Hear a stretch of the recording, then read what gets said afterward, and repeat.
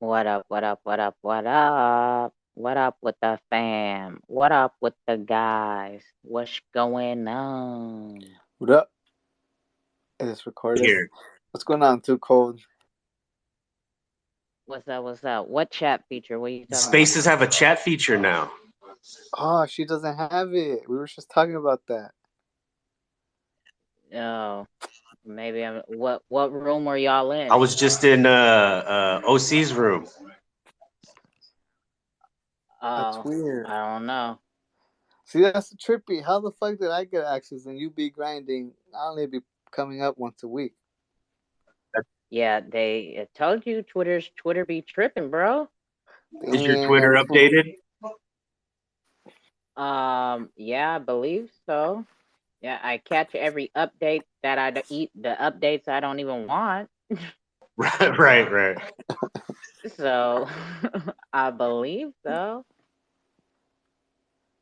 There's a chat, so y'all could be chatting in the room with each other, like y'all can see Yeah. each other's chat, Yeah, and pretty then I much. could see it too. Yep. Oh, yeah, they hating fuckers. NFA, what's NFA? Not financial advice. Huh. I was finally able to turn my profile into a professional profile, though, I guess. Finally worked. You you did that? I'm not doing that. You did a professional one? Where's that? Like when you do a tweet and you check out your stats and stuff, there's a thing right Oh, there. That's you the Oh, got Twitter professional account. Blue? yeah. No, just to professional mode. Yeah, I ain't doing that. I don't give a fuck about none of It's good to know. It doesn't hurt. that. Whatever. But I don't even got time to be doing half the shit that I do already. So I'm not about to be checking and seeing how many Maybe, impressions I got. maybe you need to cut down on hosting 10-hour long cookouts. I don't give a fuck. Oh Or yeah, not if I if I if not I do cookouts, that, but if yeah, I do cookouts. that, then what you gonna be Percola. Tuco That was one Percola. time, too cold. One time. Man. Can't even get a kid a break. Jeez. Hey, I need you to have the metaverse up in here again. I need to ask some questions. Which metaverse? The one that I like the graphics on. Forgot what the name of it. Oh, well, nah, they ain't coming back till some updates, bro. This ain't a weekly show. Hey, I'm just trying to get you some business. Say, hey, our side from OC wants y'all to come over here. Well, you could always join their Discord. They be in their Discord in the voice chat pretty often. Nah, I gotta do it in public. They be right. That's some 3D ape shit. Fuck that. Ish. Ain't nobody like using Discord like that, to be honest. Yeah, no, It's I already hard know. enough. It's already hard enough to get people on Twitter, like new Yeah. cats that are not in the space. Let alone freaking Discord. And I, I'm not putting anybody on my Discord because, well, I'm not adding too much value on Discord because I really hate all these vulnerabilities. Isn't there one going on right now? Like a Isn't pre, like a pre-mint bullshit. Oh, I don't even know. Yeah, I think there's something going on right now with Discord. So it's I like don't even know. I don't fuck with Discord like that. Risk people and shit. I mean, it's cool because I don't have any like bots or anything, so I don't really have anything to like. Everything's built in within Discord. Equilibrium Games. Let me check that bitch out. Oh shit! Excuse my language. Yeah, you're over here cussing. The fuck kind of shit is that? That's that bullshit. That is that bullshit. You dig? Wait, where's my Ooh, Twitter? passive income. I really want to ask him about that. Yeah, equilibrium games is supposed to be like a real big project. A lot of the gaming projects are partnered with them. Is So is that like a Steam? I don't know what that is, but um they're going to be a marketplace as well, right? So you ask marketplace questions. Uh, You guys are smart, right? do, do they Don't have just their leave all own the game, questions up to or me. Yeah, are I they? think that they have their own game as well, and then they're partnering with a lot. I don't know what that means exactly, partnering. So that's why we're here, right? About to find all that out, but it's a big project that a lot of people have. I mean, a lot of people talk about, like Escape and X-Blade. They're partnered with Equilibrium, or not Escape and X-Blade. Like X-Blade is the coin, but Escape is the game. Hey, what was that one metaverse that I liked? Verse X. I'm gonna go ahead and dig deep in these bitches right now. Yeah, that was the luxury apartment that they gave that preview for. Why do they have a Verse X community? I'm putting all my stuff up top as well. So there's that, and I really like their fucking graphics and their metaware. But I mean, I really want to know what the fuck they're doing. Because who the fuck wants apartments in a fucking metaverse? a lot of people. Yeah, but I don't really see value in that long term. Like, what the fuck is gonna happen in my apartment? Why can't I just go to your apartment? You could rent out or something.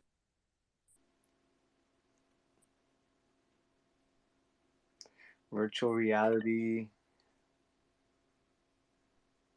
I wonder they have integrated with those VR goggles. Is he up here? What up, Wolf of God? Hey, good evening, everyone. So everyone having a great Sunday. Yes, sir. Yes, sir. Ready for the cookout? You know how we do. Okay, so I got the Schmeckles game, the Expert, the Combat Kanga, and now let me put. Oh, I need my schedule. Yeah, that's the cookout. What's on the menu for today? So much stuff. So much. Equilibrium games and wild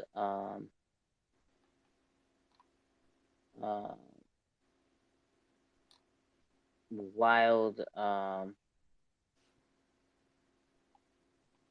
what the fuck is her name? Wild Stage Treehouse. Yeah, It's a project. What, Treehouse? Wild Stage Treehouse, yeah. Oh, sweet. Yes, sir, yes, sir. That is who is coming today. Just who project today. I'm gonna have to go down that whole fucking list for my bookmarks.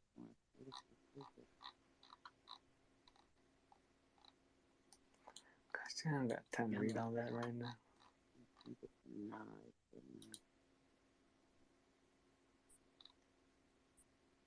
Dang, their characters are pretty fucking dope. God, Twitter is so stupid, yo.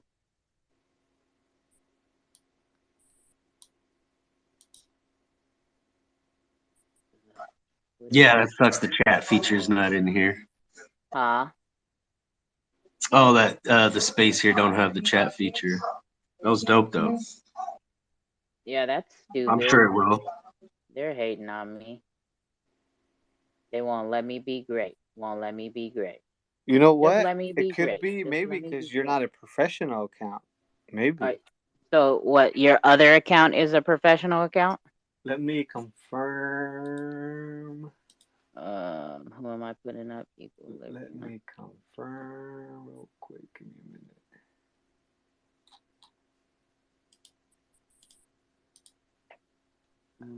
Nice to have some mouse clicking. Is there some new feature or something that you can have a chat in spaces? That's what they're saying. That's what they're telling me. News to my ears. News to my ears. Hey, how do I confirm if I have a professional account, Red? Shit, don't ask. Ask Red Eye. Let me see. I think I do. I think I switched it out for sure.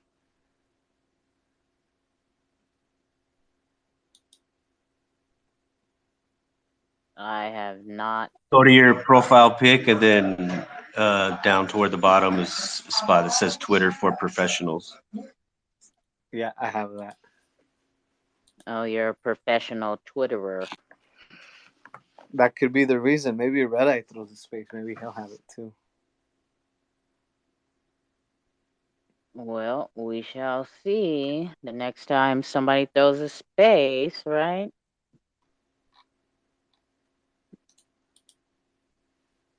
Weapons room.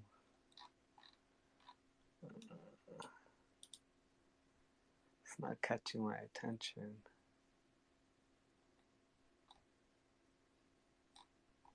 What up, what up, what up, Patrick? What up, Hales? What up, what up, what up, though? So I know I didn't put it on the tweet because they didn't give me the time, but they did say Equilibriums that they did want to sponsor a giveaway. So it will be 5 giveaways for 50 Equilibrium a piece. Just so y'all know. You dig? Can you repeat that? No. Go play it back. Repeat that. 2Cold's man. I gotta be too cold all the time. Because you just heard me. I didn't. I dropped my pen. I had to pick it up. What that got to do with your hearing? It fell in between the crack under my desk, so I had to like go down. What? You be smoking crack.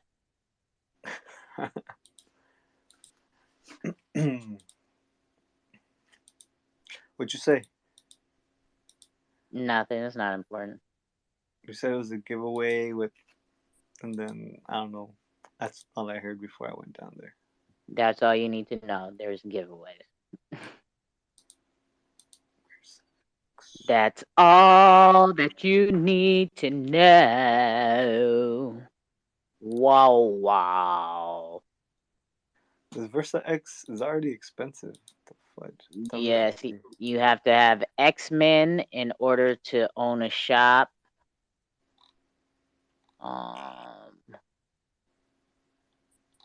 And a billboard, and yeah, it's not cheap. It's just like thinking of setting up a real world business, just you're doing it online. Kind of startup fees still kind of the same a little bit. Yeah. Yeah, I feel like they're catering to businesses first versus maybe the common user. Yeah. I mean, you could definitely play and earn in there, but trying to set up a business, yeah, it's going to cost you more. It's going to cost you a little bit to do that.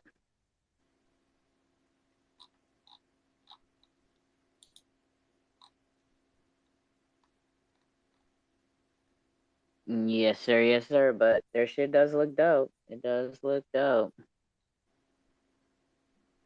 Looks diggity dit dope.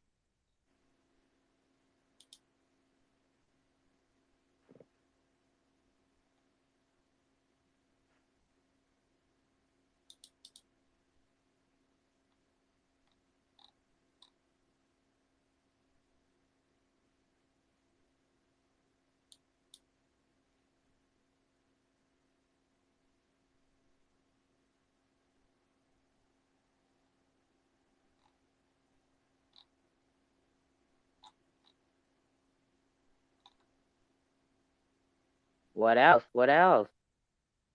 Nobody else wants to talk about nothing? No. All right, What so up, I just went and Nine? grabbed some cereal. All right. What up, Naj? Why you keep raising your hand, man? Like half the time I don't be looking at the phone. You need to just get in where you fit in, my guy. Okay. It's not Nash. It's the other dude. Bro, I think I'm Oh, ready it's to tell you about Deaf the Dude. project. Yeah. Oh, okay. You're gonna have to do that a little bit later, my guy. We are doing the cookout, and today we have featured guests, right? So, we're gonna need to talk about that a little bit later, okay? Okay. So what's happening here? What are y'all Um, doing? Today is a scheduled call. I have it every Sunday for projects that have scheduled to come and do a sort of, I guess, a AMA, if that's what people want to call it. Well, they come and talk to us about their project and everything. So every Sunday, I have guests scheduled to come, and that's what like today is. That's why it's Okay, can you important. Yeah, schedule me next week then? yeah. We'll talk more in the background, my guy. We will talk Okay. more in the background about that. I Um, feel yes. So you never been to a cookout before? We do live trivia, we learn about the project, and we kind of have a good time. You feel me? We vibe, we chill out, we do all of that stuff. Um as a matter of fact, I know that we be running a little bit late, right? People do not show up on time 100%. So, if you guys haven't already, if you guys could retweet the room out, let everybody know that we will be getting this thing here started shortly, right? Um so until then, we can definitely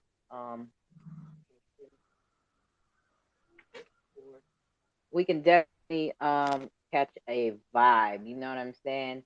Get us in the mood to sit here and listen to what these projects have to come tell us, right? Oh, Hales, I brought Hales up. What up, Hales? What's going on? Hey, hope you're good. Think I'm You good? suffering from the heat. I've got a headache, so I'm pretty much going to just be chilling out and listening in. Oh yeah. You were saying last night that you guys were scheduled for a heat wave the next what, 3 days? Yeah, and today hasn't been the hottest day either. So the Oh next two wow. days are going to be like, I think we worked out this morning like 100 or something crazy like that in your language. Sheesh. Yeah, that's hot. Hot. And it's just dry heat, right? It's just hot. Yeah, it's not moist, it's not windy, it's just It's just like hot. Just heat. it's just hot. I mean, I put my washing out on the line and it was dry in no time. I get excited about things like that. That's how you know you're a grown up, when you can put your washing on the line and it's dry and you can do another few loads and get it all dried and not have to put the tumble dryer on. Right? It just dries ASAP. I haven't when I guess when I live with my grandma. I mean, I do one or two items that I might hang dry in the sun. I live in an apartment, so I just hang it on a hanger and hang it up in a doorway somewhere. Yeah, I'm washing But for 4 to 5 people, so I don't have enough doorways for that. mm. That's a lot of washing, eh? A lot of washing. So when it's warm, I take advantage, but it's just, yeah, the heat is horrible. I've drank so much water and I still have a headache. So Mm. I'm going to sit up here and hang out with you tonight and see what I can steal from your table. Yeah, just kick back and relax. Don't on the desk. Nothing. You feel me? Don't touch nothing. Ooh. I'm touching everything. What up, 808? Dr. Gabrielle? and Patrick, Gabe, Gabrielle, Gabrielle. It's all tomato type thing, right? But nah, what up with the fam? What's going on with y'all? Y'all know how we do what we does when we do what we do on a Sunday. You know the vibes we bring in and what we gonna get into. What up, 808? What up? Can't hear nothing. I'm telling you right now, can't hear nothing. On my You screen. can't hear him? I hear him. You hear him? Nah, I'm just kidding. I'm about to say, you of all people can hear somebody because you just step all over anybody who talks. Don't make no sense. How everybody doing? Aloha, everybody. What up? Hey, 808. Good to see you man? again, like 12 hours later. You know how we do. Yeah, last night was a pretty late pool party for sure. We hung out So hours. EQ is a guest up in this for today? Yes, they are. I've been a long time holder of them. Love their updates on the game they're building. Which Yes, game are they and building? 808? What was that? Equilibrium. EQG. Their their RPG game they're building using Unreal Engine. Yeah, it's dope. Who are the artists behind Unreal? Or like designers or whatever. I'm not too sure what to call them. Do you know? Take that as a no. Who's smacking on keyboards? 808, did you hear him? Hello? He might be getting rugged. You know, he has that coconut internet. Riggedy rugged. You feel me? How's everybody's Sunday going? No, you dig? I still haven't slept. In Are you case kidding? y'all were wondering. No, what time I'm does not. that call go to? I knocked out after I told you I was going to go listening. You guys didn't let me go down to listening mode. I think I call about 2. It was late after 2 a.m. or early 3 a.m. Something like that.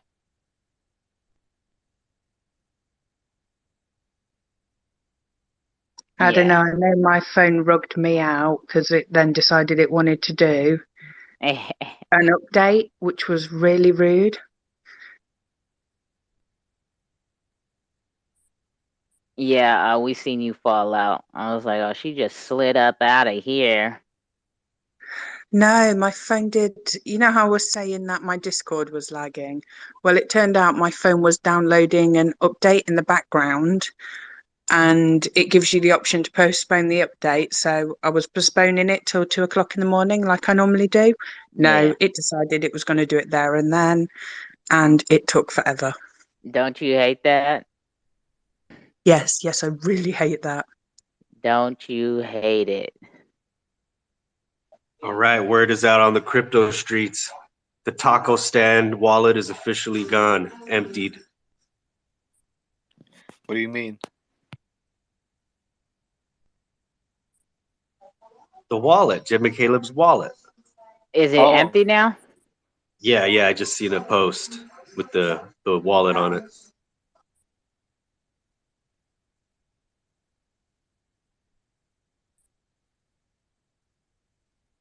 Yeah.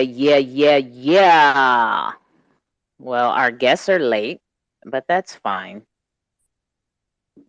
We can kick it, right? We can do what we does until they get here. We start rocking and rolling a little bit. Nothing but time. Nothing but time. Oh, we got one guest in the house. He has arrived, or she. I don't know who's behind there, but we have one in the house. Okay.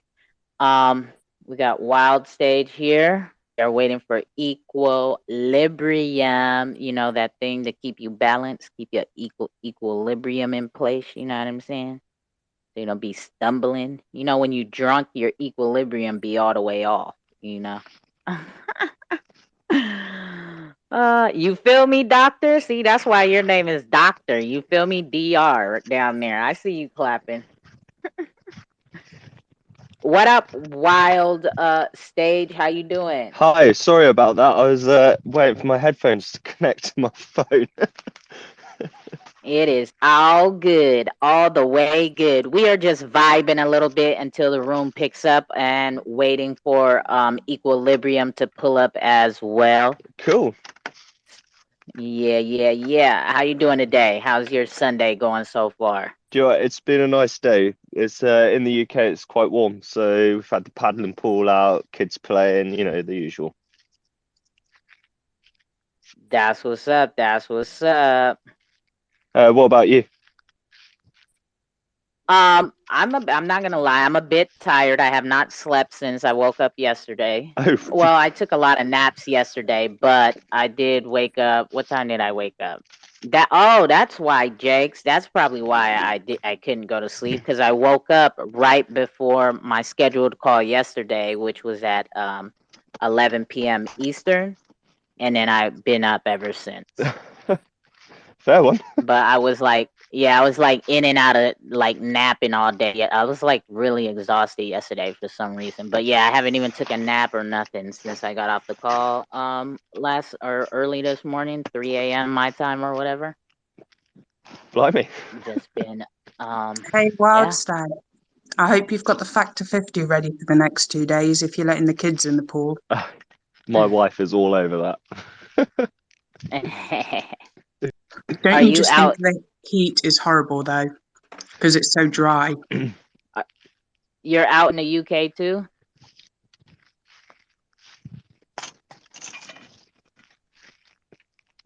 Wild Stage? Yeah.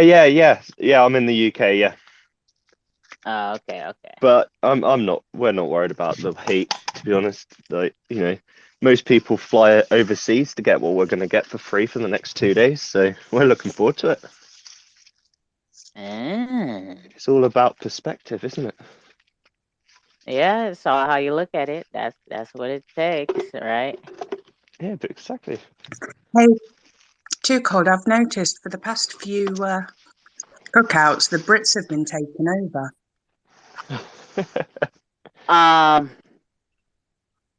Yes, they have quite a bit. Well, I mean, it's kind of a lot of the projects are from overseas. You get a couple here in the States, but most of them are from overseas for the most part, right? We got there's a lot that are from overseas. Oh, I see we got Equilibrium in the house. What up? What up? Highly anticipated. I know a lot of people have been wanting to hear from you guys. So with that, I'm gonna mute you real quick, Wild Stage. You got a lot of background noise. With that being said, let us get this thing started, right? I know that it takes a minute for the room to build up, right? And which is fine. So if y'all could, while we start vibing and get in the mood, right?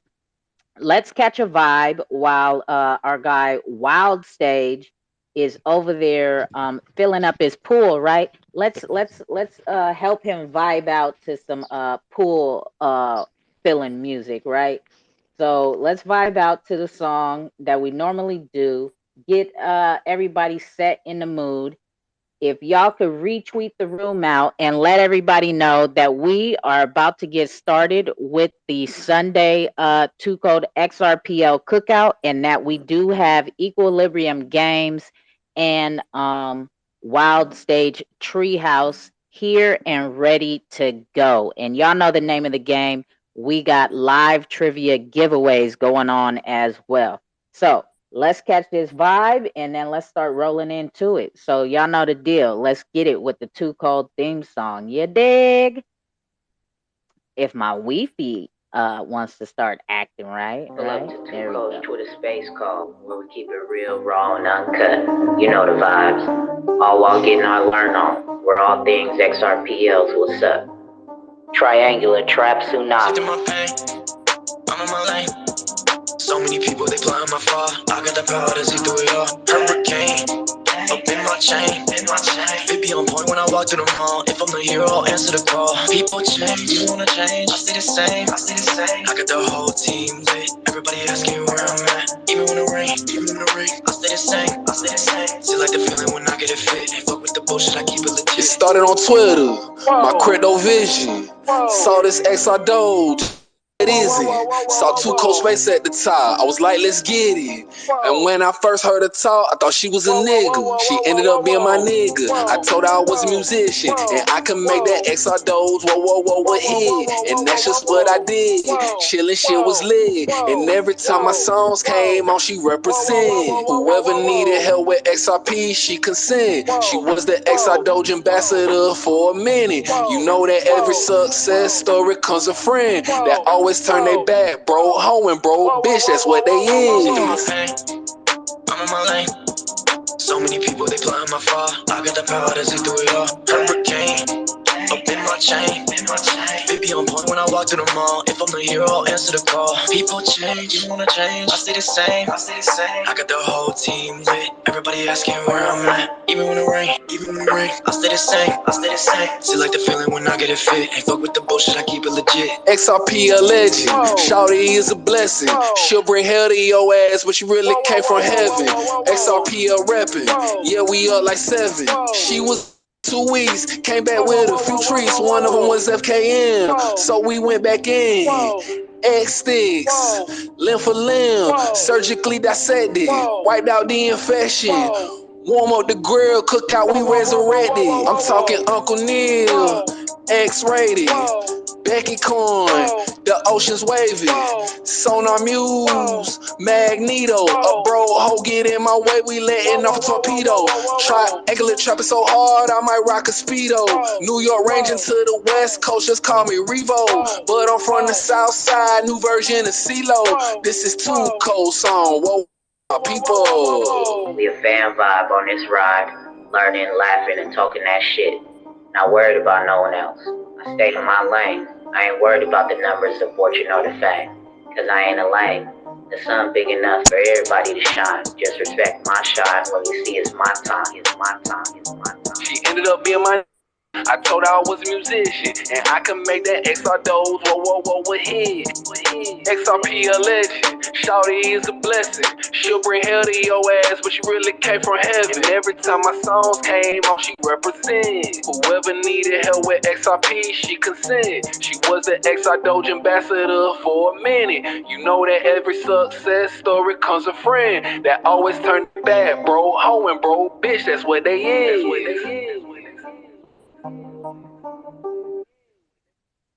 Hey, y'all know the vibes and how we get down and get this cookout started, right? We got our guests in the house. We got Equilibrium and Wild Stage House, right? Both XRPL projects. And we are here to learn about them, right? We're not here to be sold or shilled.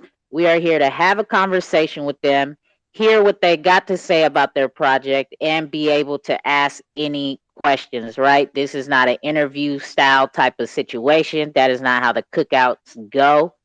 We let the projects speak as long as they need to and want to. And then we open the floor for the community to ask questions, right? And then we got some live trivia giveaways to make this whole afternoon a bit fun and a bit worthwhile of sticking around and coming to learn about these projects, right? You got to be here in order to win the coins you want, and you got to know a little bit about something. You feel me? Like, you got to want it bad enough to do a little bit of research while you live on the air if you want the coins that bad. You feel me? So, let's get it kicked off with our guy Wild Stage Treehouse. You feel me? What's going on, Wild Stage? How you doing? And what is up with the Wild Stage project on the XRPL? Hi, so my name is Mike, based in the UK, if you didn't hear the conversation earlier. and we are a small team of 4, and we've come together to create the Wild Stag Treehouse. So basically, what we're creating is a NFT-based club, which is going to entitle you to some pretty epic perks within treehouse accommodation that we're going to build dotted all around the world.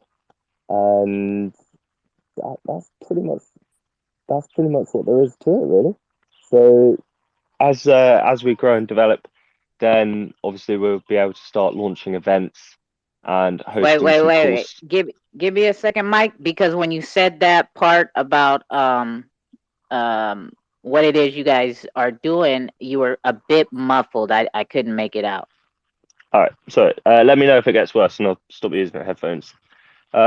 So we're an NFT-based club, and we want to create treehouse accommodation all around the world, across all 7 continents. And right, okay. Give me 2 seconds. All right. He's probably got a personal call or something, which is, it happens, right? It's what happens, because we do got to use these on our. Whose mic is open? Somebody's mic is open. Sorry, yeah, that's me. Is that better? Okay, yeah, that's a bit. Oh, Are you listening on computer or something? No, I'm on my phone. okay. You might have to. Ooh, you might have to exit and come back. Right, okay, I'll come. All right, okay. All right, guys. Sorry about that. We're having a little of technical difficulties, but it's all good because we are gonna make the best acts. You feel me? So let's play with some sound effects. You know what I'm saying? Yeah. Let's go. So we are preparing for Wild Stage to come back. You feel me? Yes. So yes, 100% better, mate. There you go. Awesome. Sorry about that, guys. So yeah, we're an NFT-based project, and we want to build tree houses all around the world, which will come with NFT member benefits. The NFTs that you collect will entitle you to discounts to stay within the accommodation, discounts that won't be available to any other member of the public. We've got 5 collections that we're going to be releasing over a period of time. Timescale is yet to be determined yet, but if you read our white paper, we've already announced the first collection, and we've hinted to what the second collection is going to be within the tokenomics. And depending on which collection you own, depends on the types of perks that you're going to get within the treehouse. And our NFT supply actually reduces by half as each collection comes out. So it's going to get harder to get those specific NFTs, which is obviously going to entitle you to even better perks than the previous collection. And the actual tree houses that we'll build they're going to be very much based on the type of land that we can acquire. So depending on the type of land, what sort of trees are around us, what the environment's like, if there's rivers or a lake, anything like that will determine the type of tree house that we'll put on. But yeah, we want them all across the world so that no matter where our members are, they'll always be able to access a treehouse. And the whole point behind the project is we've come to realize that our founders are very family orientated, and we're obviously looking at the world around us and we're realizing how often we're on our phones. And obviously we're not saying that is a bad thing, but obviously there comes a point when you need to be able to step back and actually remember the world it is that we live in. So we're trying to create a project that reinvigorates people to step back away from technology, remember who their family are, remember that life is for living, and to get out and about and start enjoying life a bit. and then you can go back home and carry on doing whatever it is that you do. Now, that's not to say that we're against technology. We're all for it, because without technology, then we wouldn't be able to launch the project that we're launching. But we just want to be able to take that condor moment and step back and enjoy life. But that being said, we also realize that technology is the future. So at some point as well, we'll obviously enter the metaverse, and we're looking very closely at some Xrpl based projects for that too. But yeah, that's I'd say that's quite a nice summary. Also, actually, I should mention that we're trying to be as green as we can about our approach. So for every NFT that we sell, then we're going to be planting 4 trees, and we've actually partnered with One Tree Planted to make this possible, which is really, really awesome. So, and we're looking at other green initiatives that can be implemented along the way as well. So yeah, that's us. That's who we are. Okay. So, tree houses. Oh, that's very interesting. I've definitely not heard of a project stepping into the scene with that type of utility, right? So now you said depending on, so you guys don't have locations picked out just yet, right? Is that correct? Yeah, so it's hard to pick the right location at the moment. We need to know what's available at the time that we're in a position to be able to purchase the land. So we were looking at something last night that is going up for auction in the next few weeks, which is an absolutely stunning plot in North Devon, so the southwest of the UK. And it's got a lake, it's got some beautiful trees, it's just stunning. But it's going up for auction, so we see it and we're just like, oh no, well, we can't go for that, so we just have to wait to see what the next thing is that comes up. And we just constantly watching. We also have to be really careful about where we buy, because in order for the project to be successful, then certain things have to fit certain criteria, which is going to enable us to get the planning permission required to be able to build the tree houses. So yeah, there's a lot to it, but that's not going to stop us being successful. Absolutely not. Okay. Anybody down there got any questions for Mike? Y'all know the deal. Hit the request button. I'll bring y'all on up.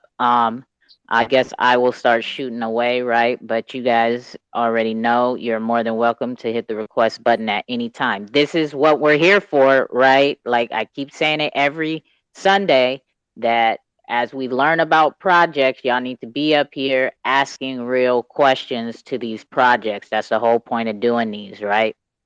So with that, so for me, with the land, okay, so it's determined on when you're ready to purchase, and then are you guys, so how are you guys determined? Is it like one, I know you said you want to do it all across the country, all 7 continents.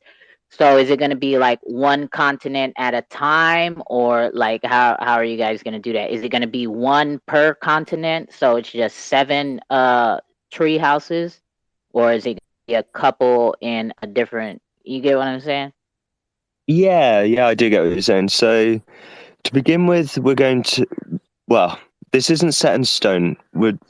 We recognize that our members are going to be everywhere. So we've got to weigh up whether we use the UK to get the first tree houses built, because that's where we're from. That's what we know. Also, coincidentally, 2 of the founders, so myself and Rusty, we're both carpenters by trade. So we've got connections in the UK, builders, planners, surveyors, structural engineers, people that we can go to help us make the project possible. So that's a really big contributing factor. So if we can get the first project launched in the UK, then that's going to enable us to then start looking around the world. But for example, if it turns out that, say, 80% of our members are all in the US, then we're going to be looking to the US, and we'll have to find the types of people that we know in the UK. We'll have to find them in the US and build over there. So, and in terms of the second part of your question, sky's the limit. If we can have 6 locations, say in America, so it's accessible no matter where you are, then we'll absolutely strive to achieve that. And that would be the same for, say, Europe. We could have one in Germany, one in Italy, one in France, and, you know, somewhere else. And Asia, Australia, we're just going to try and hit as many places as we can, but it will take time and lots of work, and that's how it will be. We got Patrick. Go ahead, Patrick, my guy. Hey, how's it going? So I haven't been able to do a whole lot of research. Do you guys have like an IOU token, or have you guys thought about like different marketplaces for your NFTs and things like that? So we're working with on Xrpl, and we've talked to them. Obviously, we talked to them quite a lot, and they've advised that in order for us to be able to achieve what we want to be able to achieve, that we should release an IOU, and that's going to be coming out imminently. We're just waiting on a few things to happen in our end for us to be able to give on Xrpl the green light to launch. And we haven't actually looked at many other marketplaces, to be honest, because we had connections with on Xrpl and we knew them. So it made sense for us to talk to them and approach them first. And the way they were just so enthusiastic about what it was that we're trying to achieve and how they've been helping us, that's why we've picked them.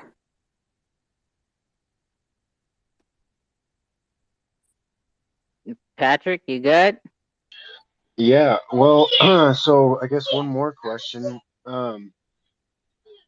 How do the royalties work with these NFTs and like with the trees and things like that? I know on XRP is going to have a set of the keys. Are you guys going to do anything with the royalties from the NFTs? Yeah, so the royalties will go back round into continuation of funding the project to enable us to start going with more locations around the world. But we've also got other plans in the pipeline that's going to benefit the members. But until we've ironed out the creases and fully worked out how it is going to work, I don't want to share too much about that right now. But rest assured that our members will be our priority. So something that we are actually going to be implementing is a monthly draw. So if you hold an NFT, then you'll automatically get entered into a monthly draw to win a vacation at a treehouse of your preference. And it doesn't matter when you take it, it's in your back pocket until you take it. So you could take 3 years to take it if you want, but it's in your back pocket. That's your vacation. And then say every 6 months, then it'll be like a fully inclusive win. So that will include your flights, everything, to be able to get to the tree houses. And that's just one of the benefits of being a treehouse member. That's cool. Thank you. Yeah. All right. We got Rippleton right here. So, thank you, Patrick, for those questions. We got our guy Rippleton, or is he getting rugged?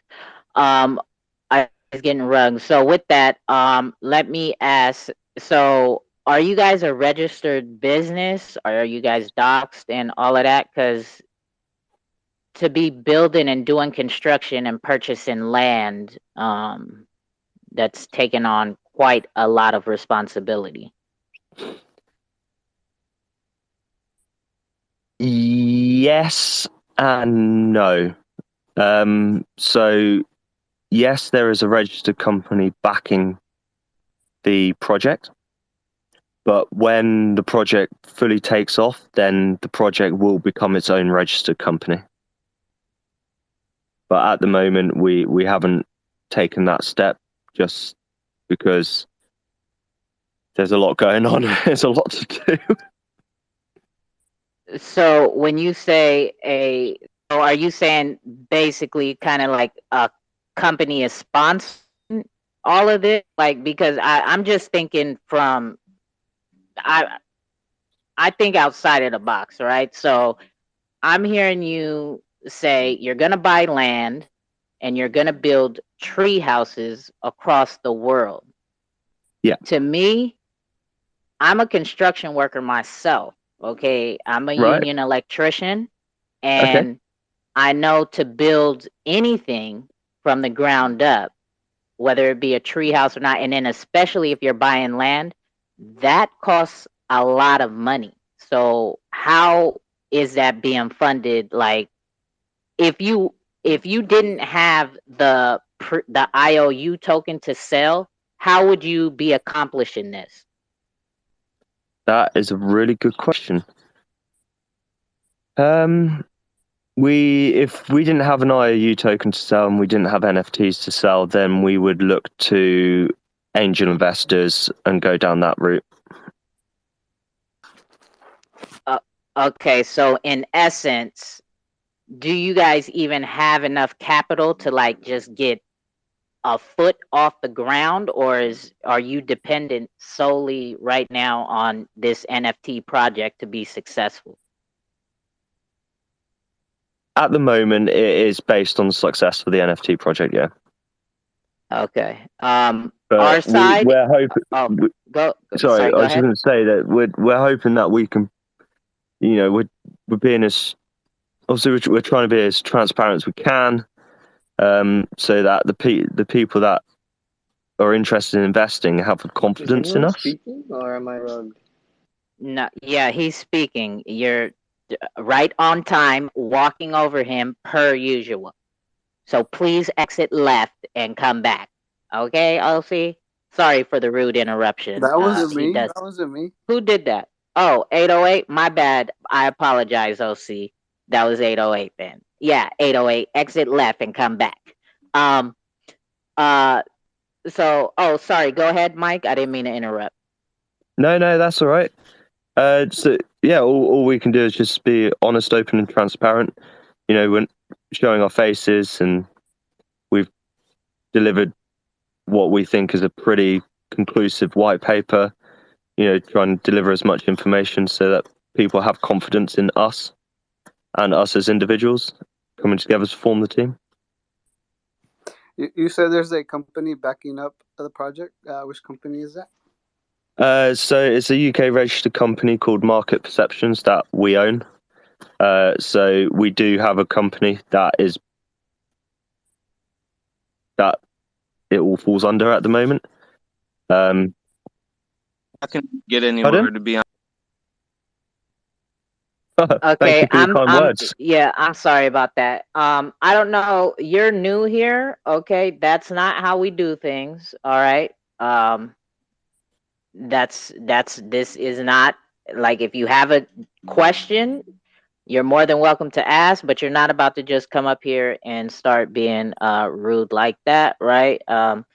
We're here to learn about the project, and then what we do behind our computer screens is our own business. And I put up calls regularly that aren't recorded, where we often come back and talk about and go over projects that we've learned about. And you could come back at that time if you want to talk shit, but we're not doing that right here, right now, right? Like, that ain't what this ain't that, and that ain't this.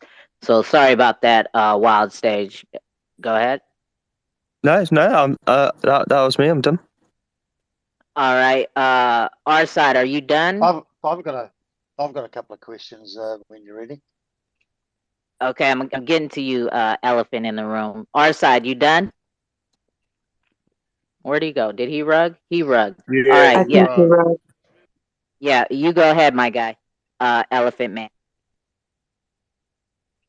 Hey, Stag, how are you, mate? Not bad, thanks. Good, good. Hey, couple of questions for you. Just listening to your project now. To be fair, I haven't read your white paper, so the information that you may be about to give maybe already be in there. But for just listening to you, what it seems to me is this that these treehouse, the treehouse membership scheme is almost like a timeshare situation where a group of people invest in one particular accommodation area and they share that accommodation between them by virtue of their membership. Would that be fair? Yeah, sort of. Yeah. So you own your NFT, which grants you the access and the exclusive deals and perks and discounts that we're going to make available, which evolves around the tree houses. But it's not a timeshare in a sense that you're going to have a piece of the pie every month on the profit, so to speak. Mm-hmm. The profits will go back into the company to then further develop, and eventually, after a bit of time and getting more and more locations dotted all around the world, then something else is going to happen, which is then going to directly benefit your project, your pocket in a sense that way. Okay, cool.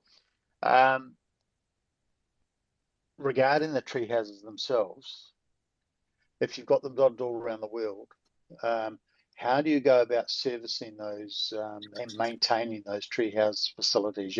What infrastructure would you have in place for the maintenance, ongoing upkeep, bill payments for rates and levies that are government induced, and all those types of things? Obviously you've got your business, your underlying business, but you need to have a local representation to look after those. So how would you meet those? That's a really good question. We want to, wherever the tree houses are going to be located, we want to make sure that we're employing local people to work in the tree houses. We want to be able to boost local economies.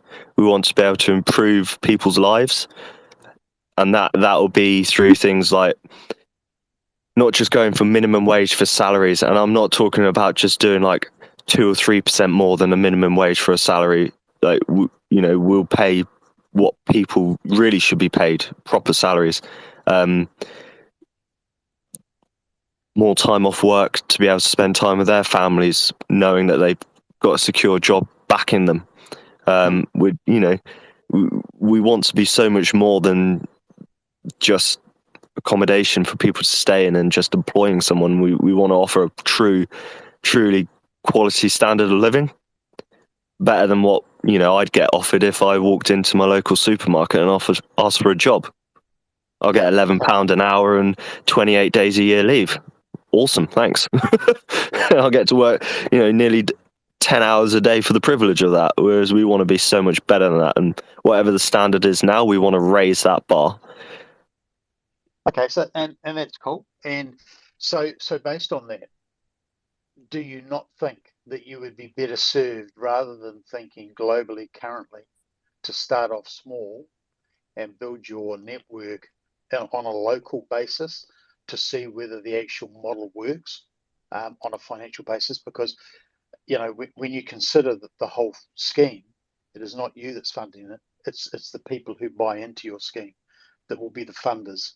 So you need to ensure that you've got really good funding from your resource pool in order to diversify. And I think thinking long term, sure, globally, but surely you must be thinking in the short term and near term that a local environment is what you really need to be concentrating on, keeping your costs at a minimum, and building out your project from there, and then you can branch out.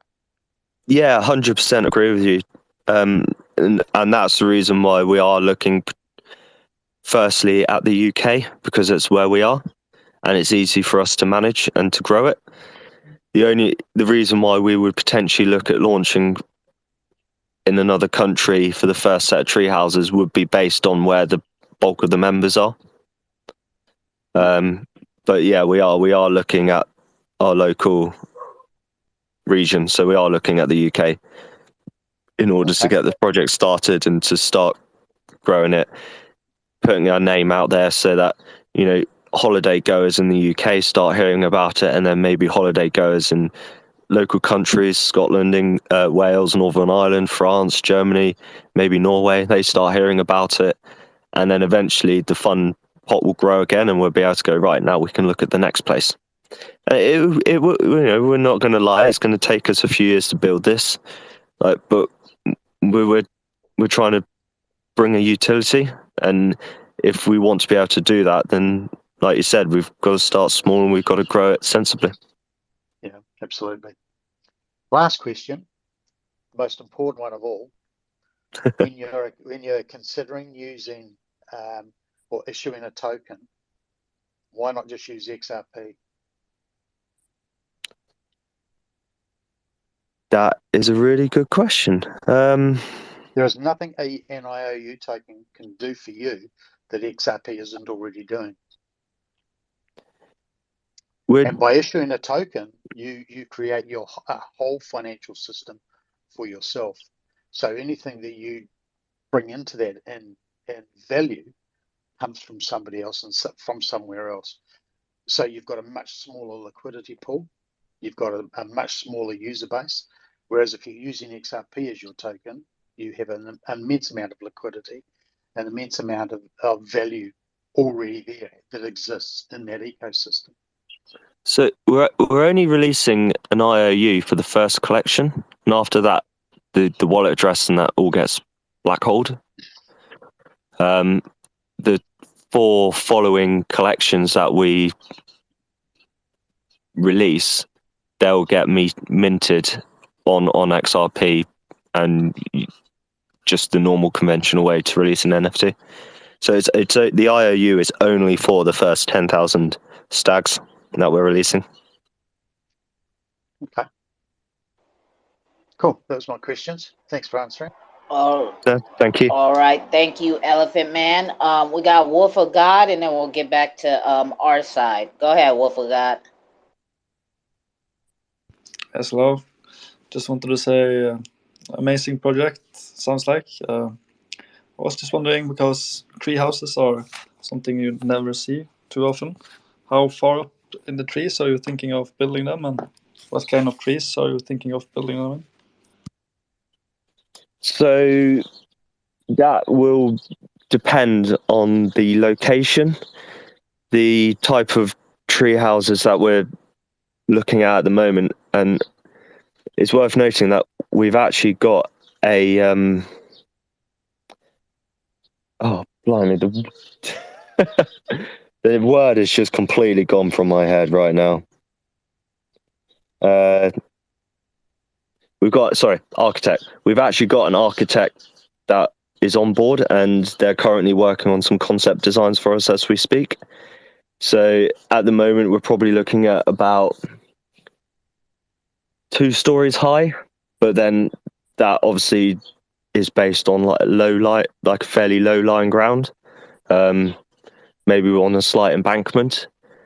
But it will solely depend on the location, and the types of materials that we use will be sustainable materials within reason. So obviously footings and stuff will have to be done out of concrete, but we can still do that sustainably. But then we'll use things like cedar and oak and Douglas fir and various other materials in order to actually construct the tree houses. But it really, really does depend on the location to us to be able to be specific. And as the project moves forwards and we find what we think is the right location, then, you know, the community will constantly be getting consulted and updated, and the community can have their input. And, you know, if the community turns around and says that's rubbish, and then we'll stop and start looking again. So I hope that answers your question. Yeah, thanks. That's cool.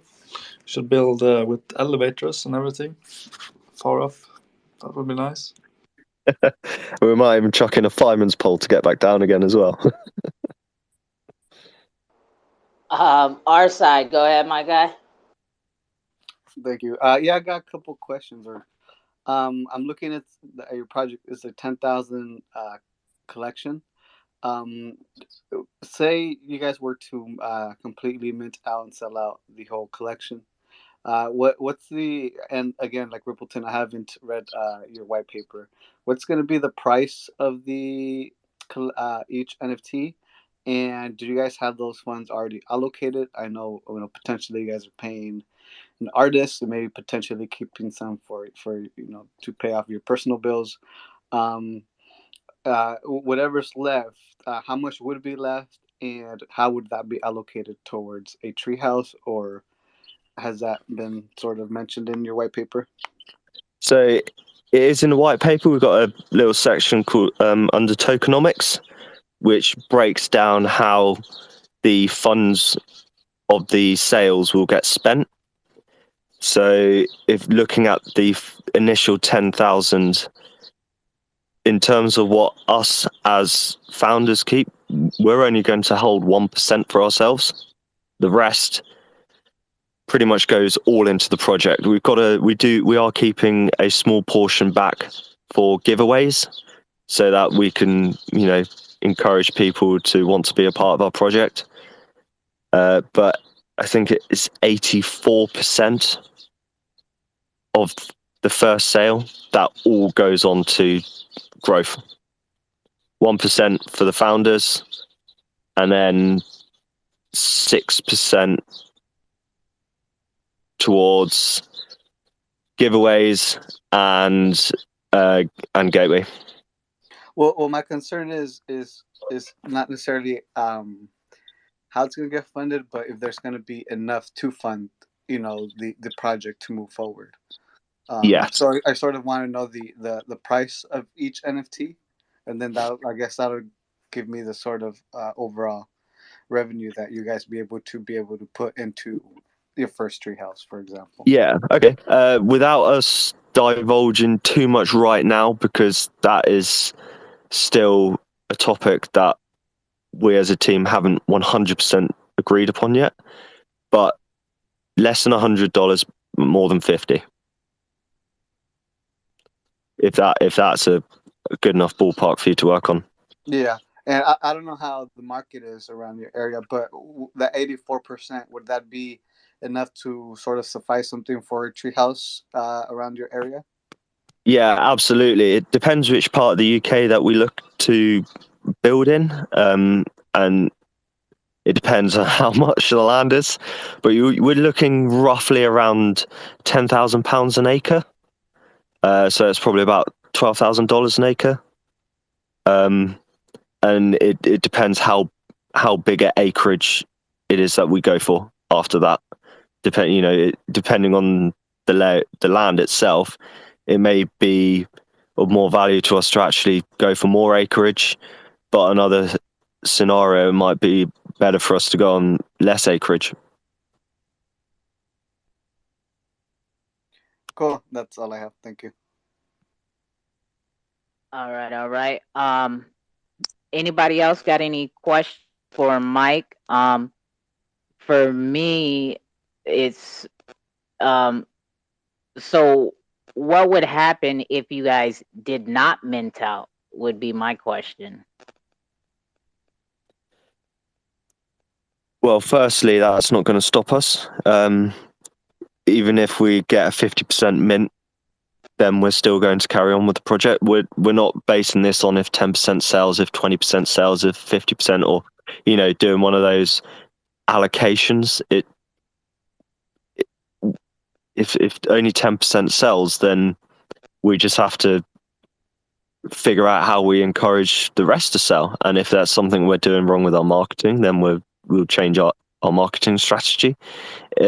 If 50% sells, then that does not stop the project from moving forwards. It just might mean that we have to look at a smaller plot of land, for example, and maybe start off with 1 or 2 tree houses instead of maybe between 5 and 10.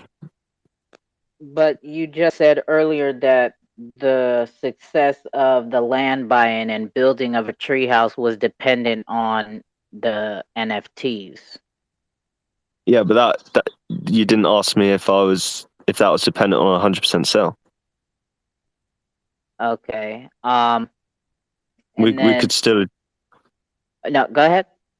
No, I was just going to say we can still achieve it with, say, a 50% sale.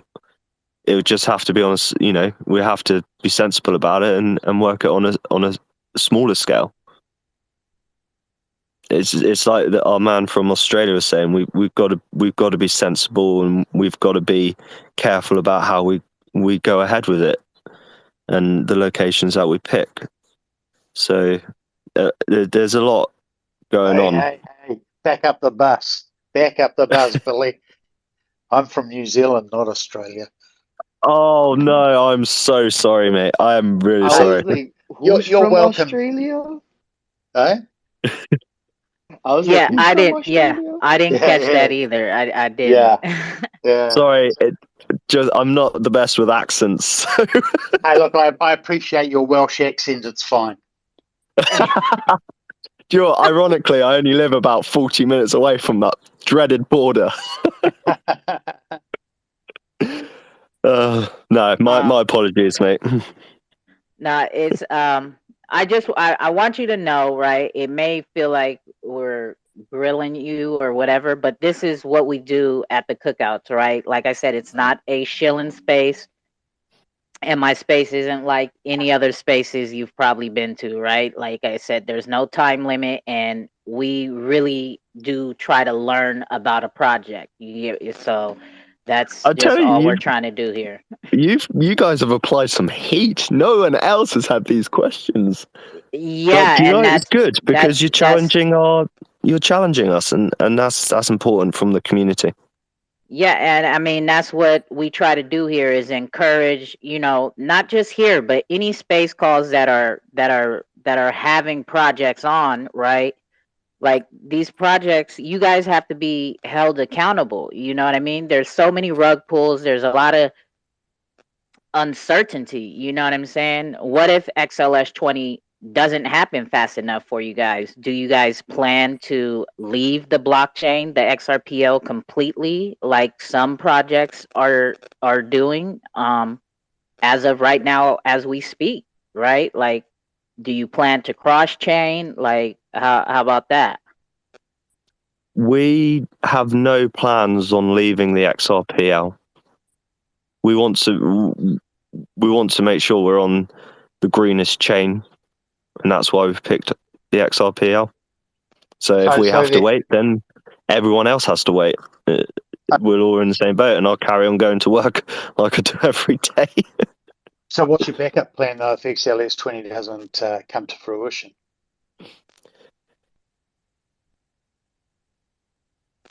If XLS20 doesn't come to fruition, then we'll have to sit down, like being genuinely honest here, we'd have to sit down as a team and we'd have to determine whether we wait for, say, 21 or 24 or 30 or whichever number it is at that point. And I think that will be the most likely answer. Hey? It doesn't work like that, though. So there's no, if XLS20 doesn't come to fruition, then it's unlikely that NFTs would exist on the XRP ledger, because that is the standard. There won't be a 21 or a 22 or a 23. Any XLS is just a terminology used to express an XRP ledger standard, and that's the particular standard for 20. So if that doesn't come to fruition, then it's unlikely that there'll be any NFTs that exist on the XRP ledger, because it's been rejected ultimately as an amendment. 14 got rejected, didn't it? That's just sat there dead in the water. No, so it was deprecated, and so the initial person who put it together deprecated it, and it was then used by others. But it's such an ad hoc way. and they, there's, for want of a better word, it's just a hack, and it's an unhealthy hack for the XRP ledger. Well, we don't want to look at using Ethereum or anything like that, but a potential option would be AVAX and going to AVAX chain maybe. But I think it's prudent. We're optimistic about Xless 20. Yeah, but the problem is the people who need to be optimistic are not the ones who are. Okay, so we, the validators who run the infrastructure and know the ramifications of bringing on amendments, are probably more subdued about its forward progress as opposed to those who want to use it.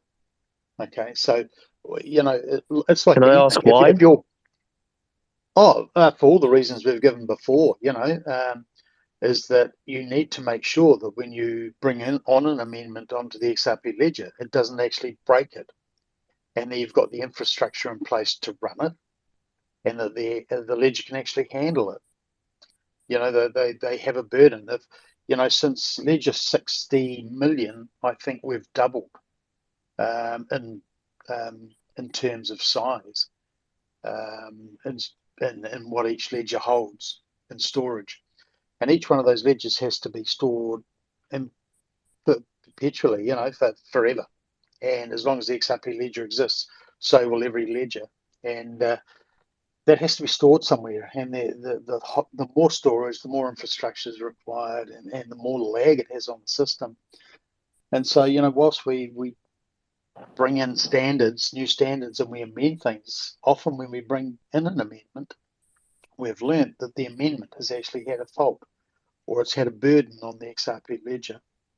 It could be to do with the RAM usage, it could be to do with CPU usage, storage usage, the type of database that we use. We were using RocksDB, which was, in the earlier days when there was less material being whipped around, it was absolutely fine and performed really well. But now that there's more data being shifted around with each ledger and more transactions, RocksDB was failing. So we outran it, and so we've had to go to NewDB, which is performing better now with more stuff. So there are a lot of things that people need to understand about bringing in an amendment. And it's not just about the pretty pictures and well, this would look really cool in our garage. We need to make sure that the floor is able to hold that vehicle in the garage, that everything is in place for it to actually perform and do what it's meant to do. So yeah, I think that anyone who designs a project around something that doesn't exist needs to have a backup plan in case that whatever they're planning on doesn't actually happen. Whenever we design something, you should always have some redundancy in your project to say, well, if then we can do this. And that's what most projects need to do. You need to have a backup plan because the project is your investors. And it's all very well and good just turning around and saying, hey, listen, mate, really sorry, I've sold you all this shit. We've spent all your money, but we can't do it because the project, the XLS standard never went ahead. And there's no provision for that in most of the projects, whereas projects need to be saying, well, this is the situation we're building out, we're aiming for XLS 20. If XLS 20 doesn't eventuate by such a date, we will then consider moving to another blockchain to bring you the product and that we have offered to sell you.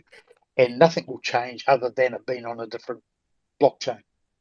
And that's what projects need to have in place, and have some redundancy and some plans, because it's no use waiting until, at what point do you decide that, okay, XLS 20 isn't existing, so we need to move forward, because the vote will forever last and be on the XRPL.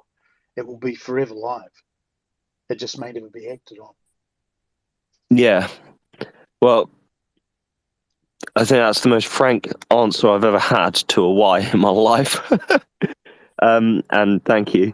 So what I'm going to do is I'm actually going to take that back to the team. I'm going to make them listen to this recording so they fully grasp what it is you've just said. And we're going to make sure that we've got a solid concrete plan B, because we don't want to be one of them projects that let people down, because that just doesn't sit right. That's just wrong at every level. So yeah, so I think when you're selling something, you know, you need to be open and honest with people, and you need to. So, and I'll give you Love Monster as a classic example. Now, Love Monster have come out and says that they've moved to the Cleaver network because XLS20 was taking too long. Okay, yeah, I've got absolutely no problems with that, provided they sold their token to the people on that basis and said, if this doesn't happen by then we will move there. Then people are fully informed, okay, and they know that when they buy your product, that this is the aim, that this is what's going to happen at such and such a point if the other doesn't. And it's really, really important for your sales and your backlash, you know, because if you can't provide what you've promised and you move elsewhere, you really need their permission or offer them a refund. yeah, absolutely. So, you know, so these are the little things that people often don't think about when they're building projects out, is that especially when they bring in a project where they are sucking in funds from people on the basis of a promise to sell them something in the future. You've got to be able to meet every part of that promise. But yeah, you know, I hope, I voted for XLS20 to come in. I hope it does come in. I think it's a standard that needs to be brought in, even if it breaks the Xrpl. We need to break the Xrpl to know that. You can't just sit there forever and say, well, what if it breaks the XRP ledger? You can't. You need to sometimes just put a foot forward into a pond to see how deep it is. Yeah. You can always pull your foot back out to a certain degree, but yeah, we need to do that, and we need to actually understand what the ramifications are. Now, having said that, XLS20, there have been some delays. First, with when it came out on 1.9.0, the delays were brought around by the fact that there was a bug in 1.9.0 that had nothing to do with XLS20, but it was a bug to do with how we what's the word I'm looking for? It'll come to me in a minute. But anyway, it was a bug outside of XLS20. So we stopped installing 1.9.0 on our machines, and then we moved forward to 1.9.1. And then there were a couple of bugs found in XLS20 that have been amended. So now we've got the main XLS20 standard and 2 amendments. And the 2 amendments, you need to bring them in and be voted in first before XLS20 goes live, because then if it goes live, then they'll have the bugs and people can exploit those bugs. So you need to do the fixes first. So what we've talked about as validators in the background is that why don't we just amalgamate the main amendment and the fixes all together and bring it out in 1.9.2 as a complete amended or fixed amendment, as opposed to an amendment with fixes. And that's what we're aiming at. So 1.9.2, you'll see all 3 of those, the two votes disappear, and just 1 amendment come out, which we will all vote on. So a little bit more delay, but you know that's what happens when you get bugs. You find the bugs and you need to fix them. Yeah, so I was aware of the bugs and the idea of the amalgamation of it all. So it was just 1 vote, but the rest of what you've just said was really interesting. Yeah, no. So I'll be holding a in the near future a discussion on Discord server, the Xrpl Ledger Discord, around amendments as part of a AMA. So that will be coming up later on this month, hopefully. You should do it on Twitter as well. Yeah, well, I've got no control over where it's going to be held. I'm just one of the. I've been invited to talk on amendments in the AMA, and I will I will discuss that with them when the time comes to try and get the reach out there. But yeah, it's understanding. It's people often just take the XRP ledger for granted and just expect it to keep on keeping on, and they don't consider the consequences of what happens to it if certain things occur. And but that's another story. This is your AMA, and this is your discussion on things. So yeah, it was just about that amendment and saying, well, look, make sure you've got some redundancy, and it goes for any project. Have a backup plan, because you don't have a project if it fails and you don't have a backup plan, because then you're screwed. Because you need to be assigning some of your funds to ensure your backup plan is available to be working. Yeah, 100%. Thank you.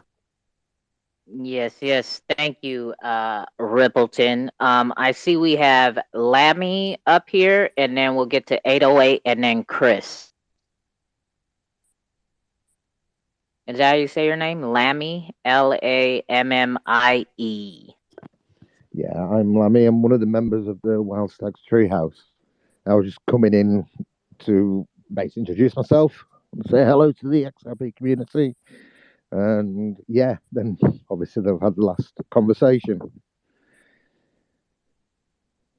Yeah, you're a member or part of the team? I'm part of the team. I'm a part of the team of the Wild Stags.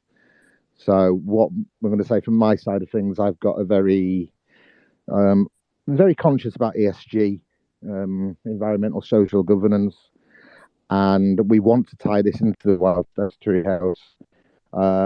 Now we will, obviously the last conversation, it's something we do need to look at. I've been in XRP since 2014. I would like to launch anything on XRP because it's been a bit of a nasty period where you see the other blockchains been rolling out and features being added to those. And in that whole period, XRP, we've sort of been left behind with the whole DeFi, and it's mainly been P2P. So yeah, my vision for Wild Stags is about tree houses, but we do intend to incorporate ESG and going forward. Yeah, that's what I can add at the moment. So if you've got any other questions, I'll be alongside Mike. All right, thank you, Lammy. Who did I say? 808, and then Chris. Most of my question was asked and answered by Rip, but what I wanted to ask was more on what you were asking earlier, 2Cold, on certifications, because I have a lot of family members that's in the construction business too in Hawaii. I went over your white paper, I didn't see any. Is there any way you guys will be able to put your certifications under the construction and certain things like that in the white paper to give the readers and whoever's buying the NFTs those that not just proof, but knowing where you guys starting from, that you guys are going to be legally abiding certain laws that requires one company and people to have while doing construction work and building tree houses, not just electrical, plumbing, framing, roofing, all that, and and foundation work. Tree house is little different, and on certain ends, how to lag bolts and stuff to the trees and stuff like that. Was there any way you guys would be putting that kind of would be able to put that kind of information into the white paper and stuff like that? So our white paper, that's version 1, and we'll release new versions as the project develops. Putting in our personal certificates and stuff, that's not actually something I thought of doing, but it's something we can look at adding in the future if you want. In terms of the tree houses and the planning permissions and stuff, we have to get planning permission because it's a permanent structure, and it will have to get signed off by numerous different people before someone can stay in it. So that all has to be done above board. We can't just walk into the middle of the woods and, bash something together out of some pallets or anything like that. So, but if if you want to know more about that sort of stuff. So for me, for example, I've spent 10 years in the British Army, and through the British Army, I acquired qualifications in carpentry and joinery.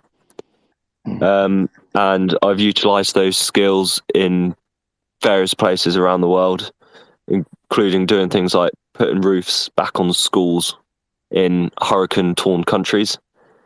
And then on top of that, my father is a carpenter, and at the moment, that's what I do. I work with my dad. We're doing a barn conversion.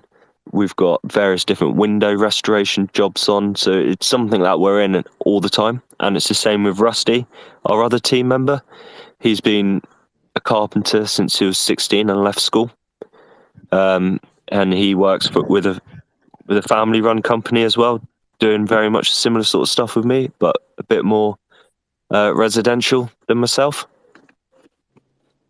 So, but if you'd like to see some certificates, then I'd be more than happy to drop them in on Twitter or Discord, or send them to you directly if you send us a DM, so you can see that sort of stuff. As for the planning permission and stuff, then for me, doesn't it have to be the private side? Because it would have to have information that would be should be known by the people that's purchasing your NFTs, yeah, because there will be a part of that whole ecosystem that you guys building around that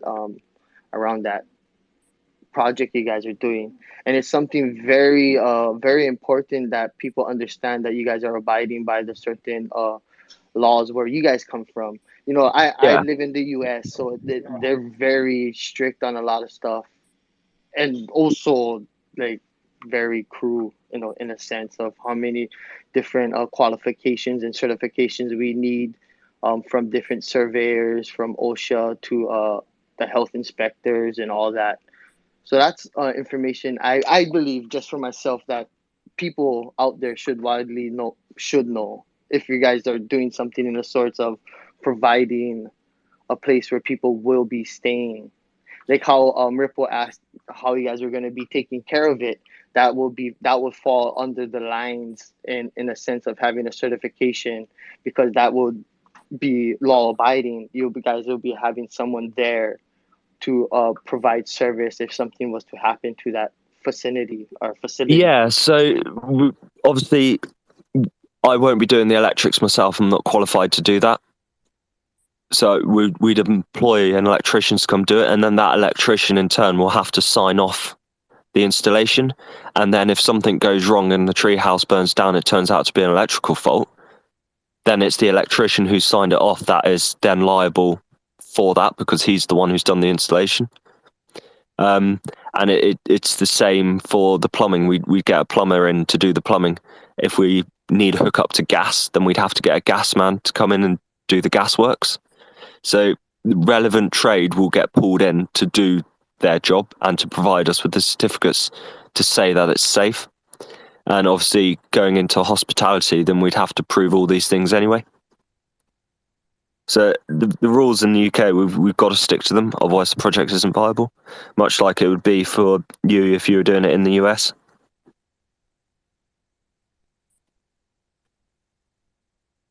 Thank you for answering.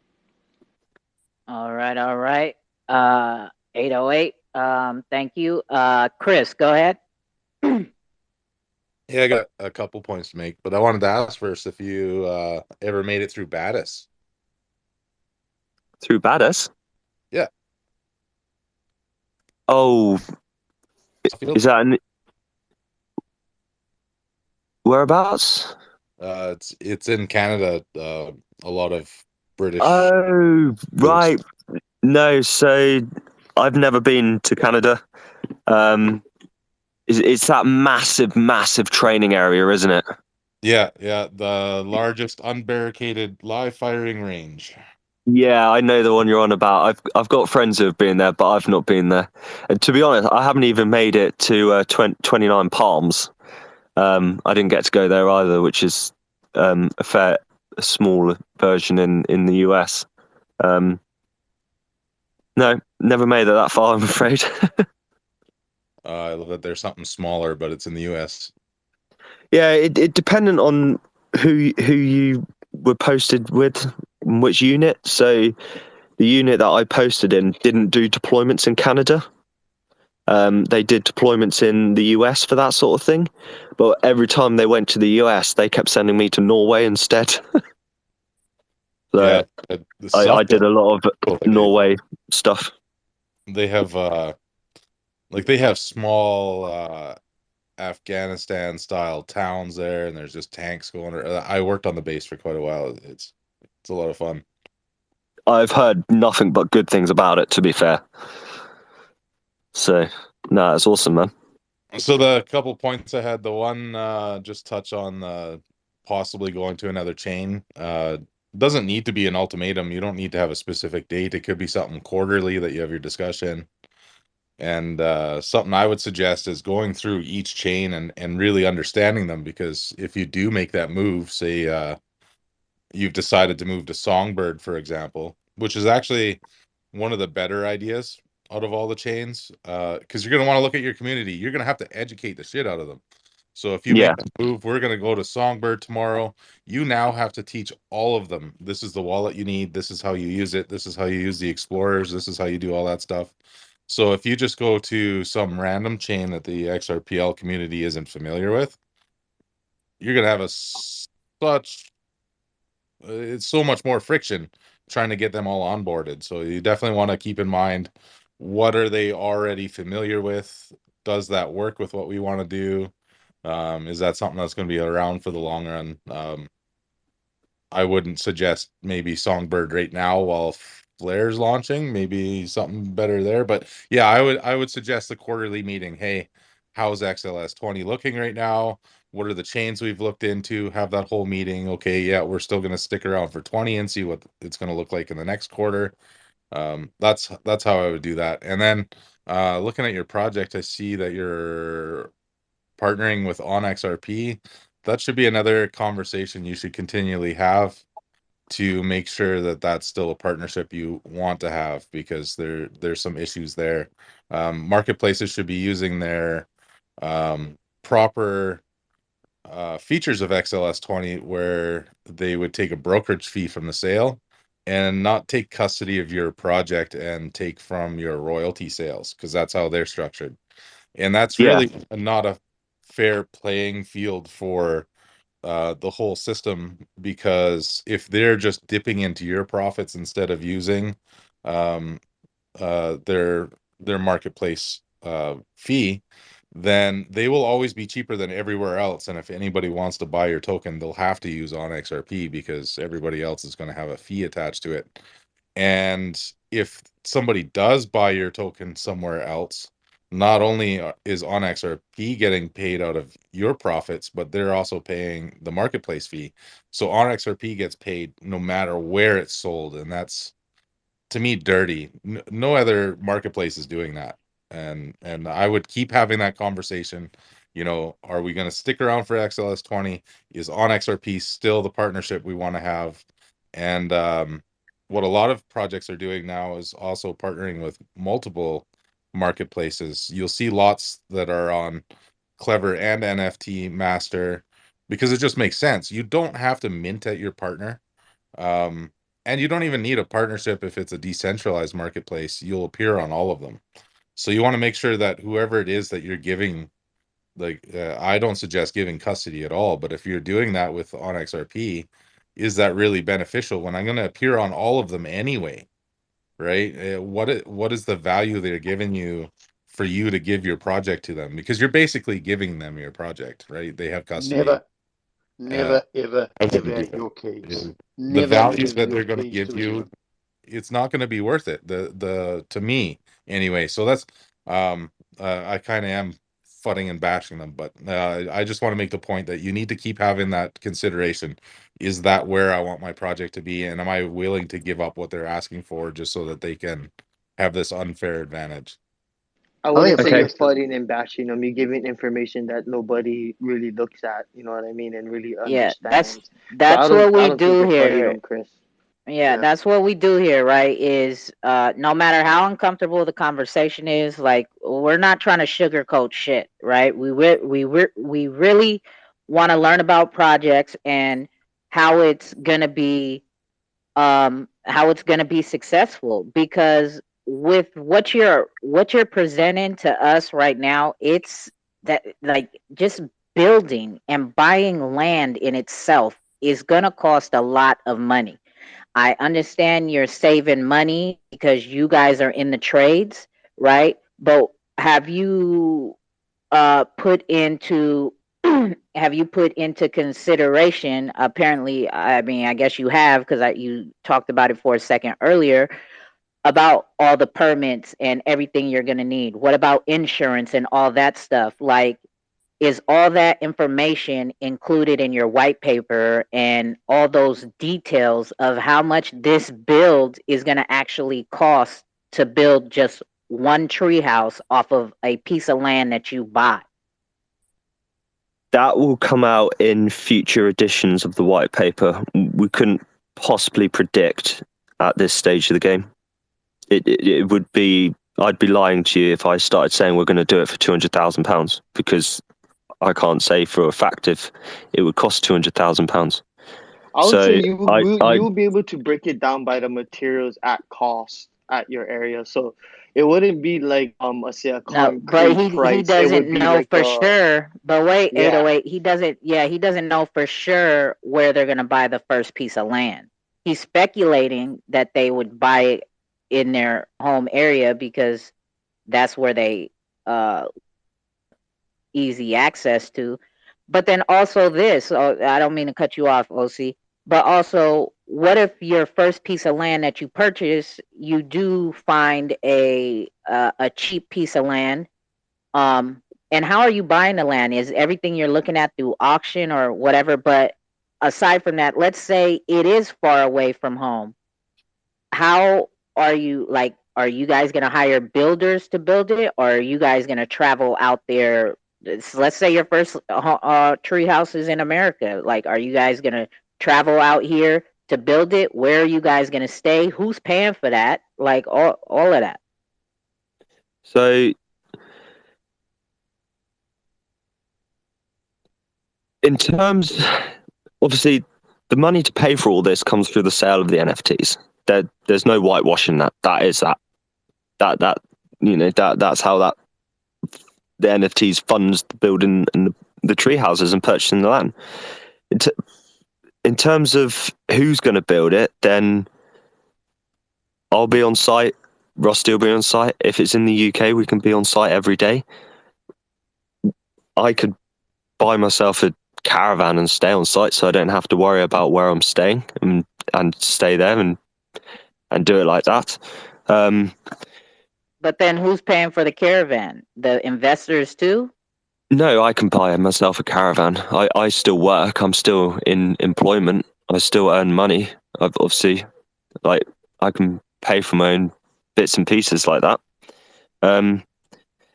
But as for, like, actual trade experts, then we'll have to get the relevant people who specialize in what they do. Now, is it cheaper for me to stand there and do the painting? Yeah, because my time is my time. But I'm going to get a painter in who's going to do a much more professional job than what I am capable of doing, and he'll do it quicker. So we'll have to get in the right expert to do the right job. And they will be local sourced people as well. So say we pick, I'm just going to try and pick someone. Take Liverpool, for example. A lot of people know where Liverpool is in the UK. If we pick somewhere near Liverpool as our first location, for example, well, we'll pick local people and we'll interview them and we'll make sure they're right for the job, and we'll check that their work is up to the standard that we're expecting, and then we'll employ local people to work. So, and that, that's one of the ways that our project will boost local economies, and that will be the same no matter where in the world we build the tree houses. And we'll also be employing other professionals, like someone who specializes in planning, so someone who can actually make sure that the land that we want to buy is suitable for what we want to do, and will get granted the planning permission by the local council, so the local government office, so that we can ensure our success. So every step of the way, there's going to be someone there who is an expert in that specific thing to be able to achieve that specific task. You might have a pool of volunteers in your community too that would come out and just be like general labor and maybe give them some unique volunteer special edition of your NFT as well. Because That's a really cool idea, actually. I like that. Unfortunately, Yeah, or Habitat. I don't know if you guys have Habitat for Humanity in UK. We got. I do have monstrous land in Hawaii. That you think? Unfortunately, Yeah, Rusty isn't with us at the moment. But we, under the SG, we can actually carbon offset, so we can actually plant trees. We get a grant from the government to actually plant trees on the area from the British government and the European governments, and we can actually sell that carbon, which we're taking out in the atmosphere. Now we're paid per annum over a period of 10 years to actually sell our carbon generate from our site. So, for example, we moved to Scotland where we can get 100 acres for give or take 150, 200,000 pound.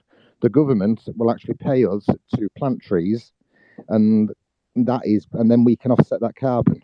So we get what they call a carbon credit for offsetting that trees.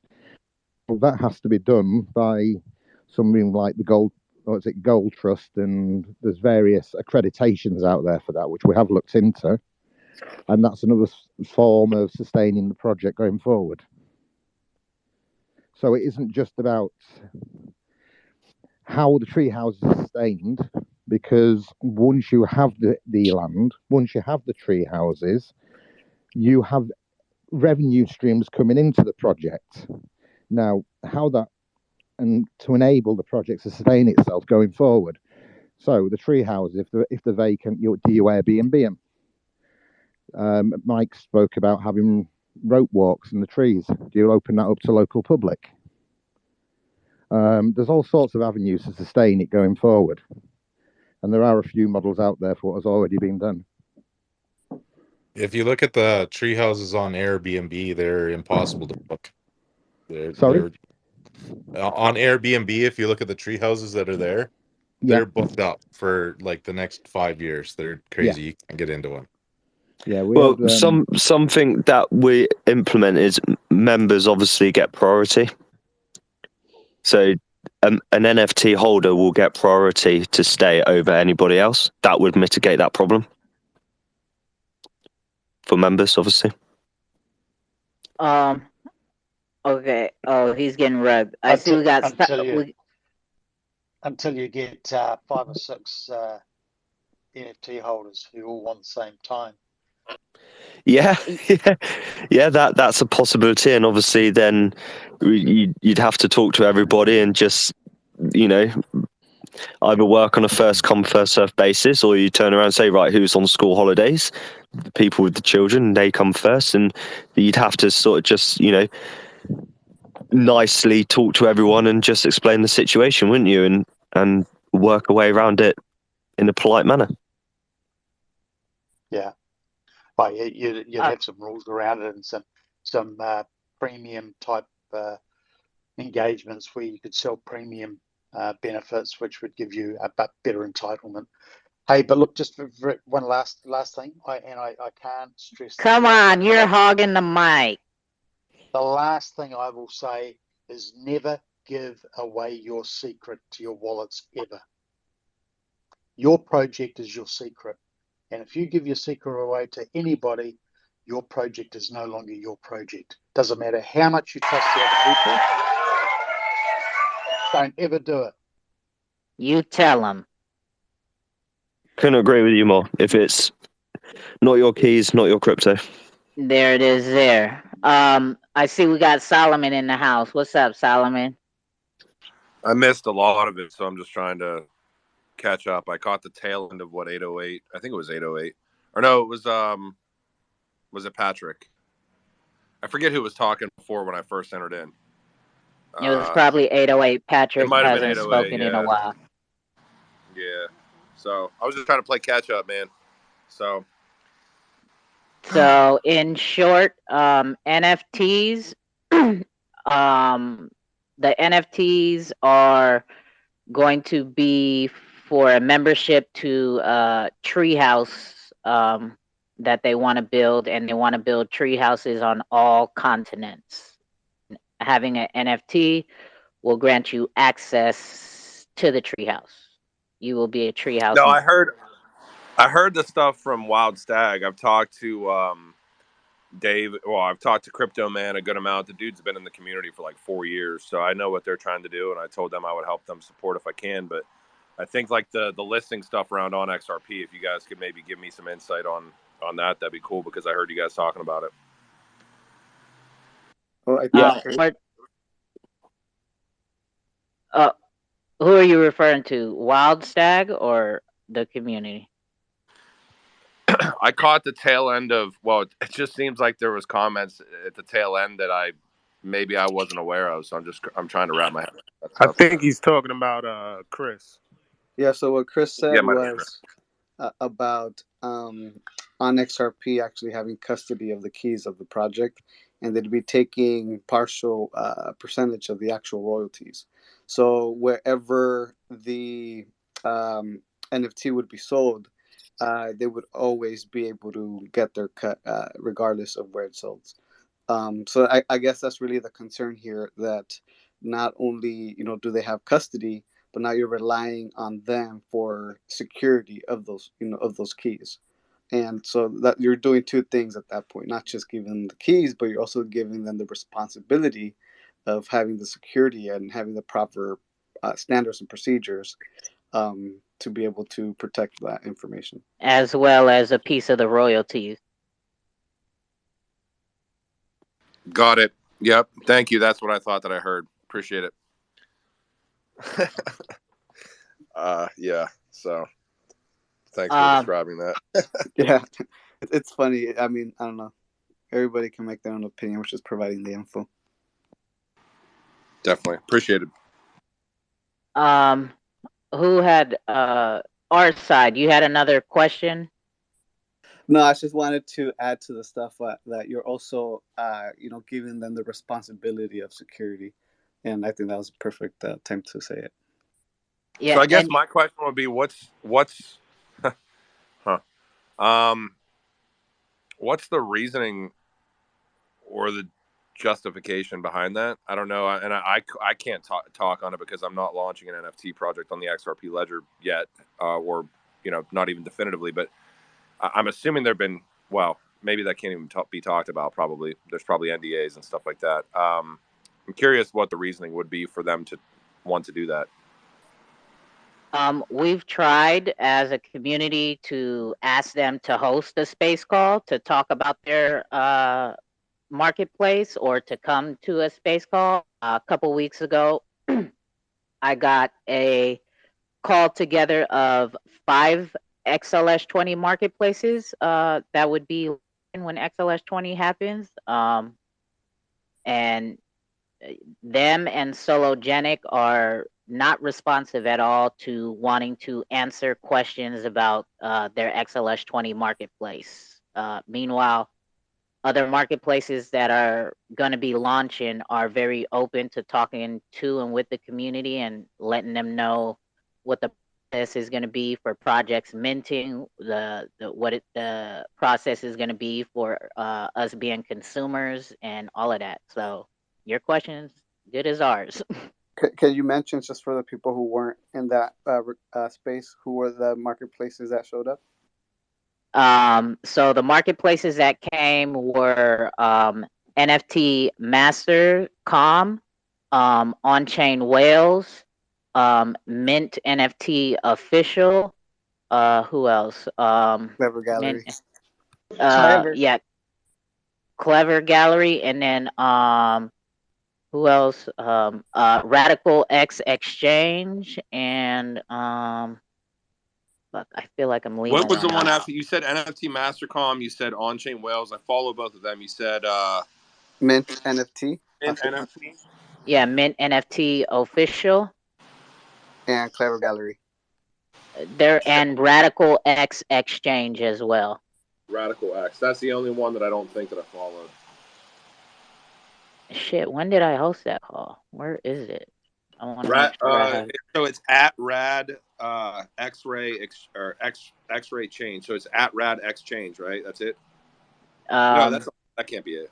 No, it's no. Actually, their Twitter handle is different from that. It's Project X or something. Hold on. So their Twitter handle is Project_X Xavier D Dog 1 XD1 _XD1.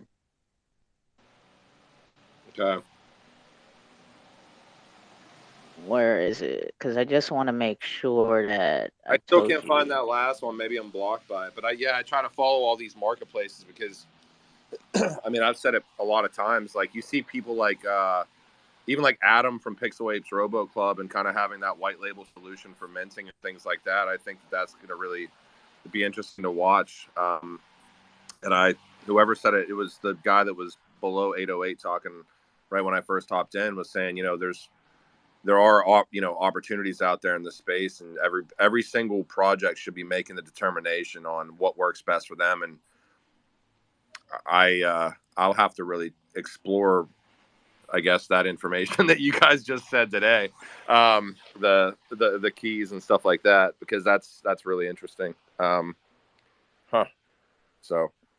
NFT. Okay, I found it officially. NFT Masters, NFT official, Xrpl marketplace. So that's the X dudes are running that marketplace. And Radical X Exchange, Clever Gallery, and On Chain Whales.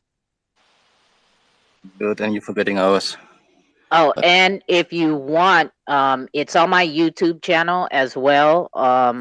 That call, you could go back and listen to it. It's labeled Xrpl Marketplace Monday. So yeah. Yeah, so there I know it feels like we were grilling you and whatever, but we're real, like we are trying to be real investors and really understand projects that we're getting into. So I deeply appreciate you taking the time to pull up and answer all our questions. I know they were a bit tough, it may seem, but it's nothing personal, right? We're just really trying to understand what it is not just your project, what it is projects that come to these cookouts are really about, right?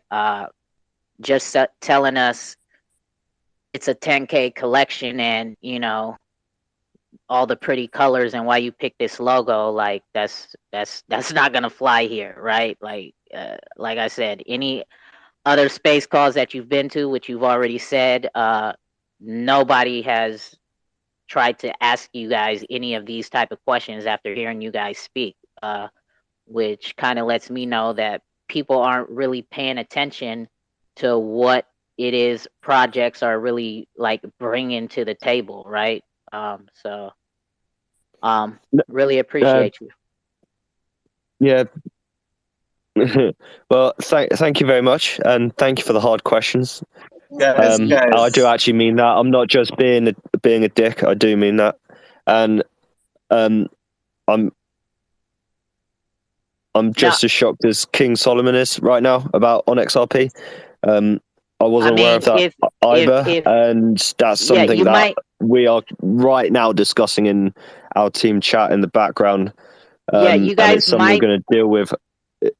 You guys might want to read the fine print of whatever document they sent out to you in order to acquire that partnership, because it's not it has been confirmed by a reputable project that they did plan on minting, and then after going through the whatever documentation, they really took a closer look at what was to be expected, and they were they were then reconsidering because they didn't realize what it is that they were walking into with a percentage of royalties having to be a part of the contract or whatever, partnership or whatever. And yeah, we knew about the royalties, but what were the proposed royalties, 2Cold?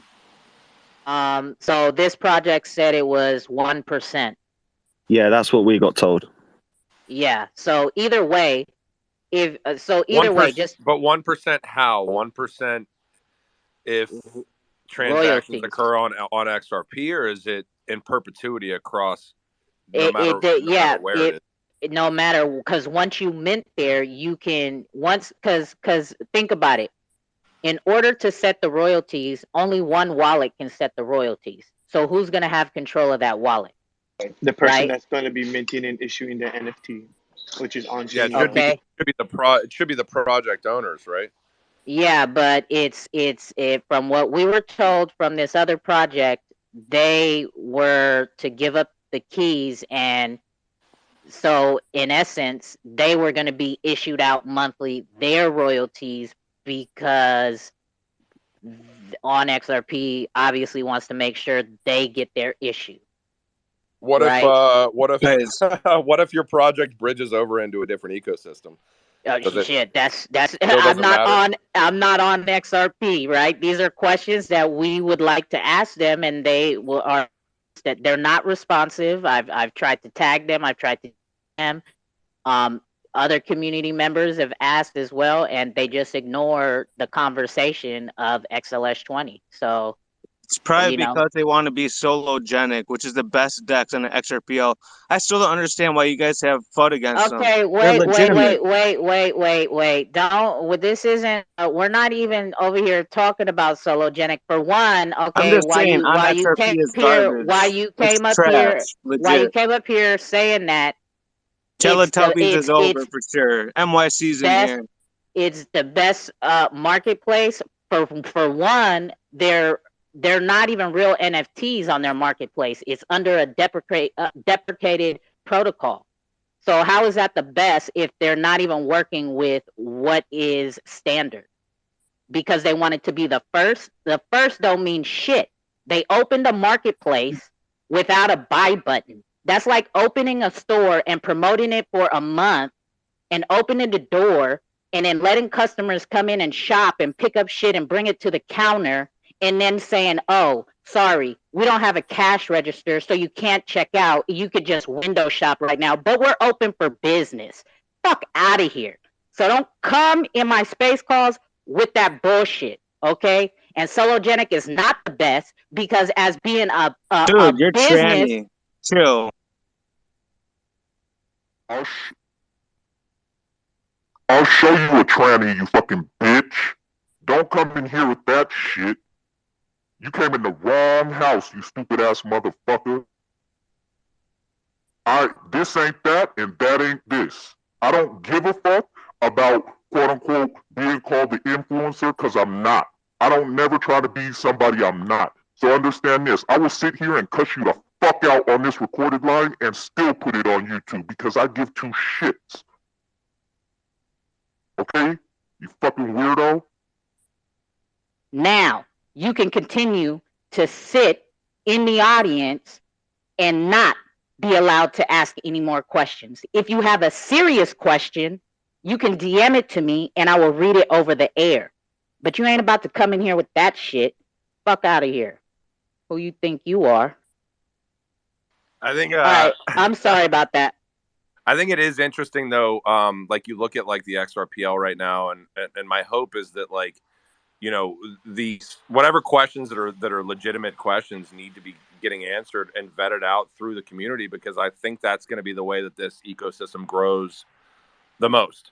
You know, there was like, and I'm not going to sit in here and shill the HBAR crowd or anything like that. Like I'm certainly a part of that community too, but there's been a lot of growth pains through that community. And there's going to be a lot of growth pains through the XRPL NFT projects once XLS20D launches. So, you know, it's going to be incumbent upon like the people that actually give a shit about this space to continue asking the right questions to make sure that community and that economy grows out in the way that we all expect it to grow out. So I learned some stuff in this space today. I appreciate it. 2Cold for you hosting this. So great stuff. Appreciate it.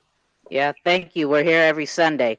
And just to continue that while he's wanting to shill Sologenic, let me ask you this. What type of business, because obviously Sologenic has to be a registered business in order to want to deal with tokenized stocks, right?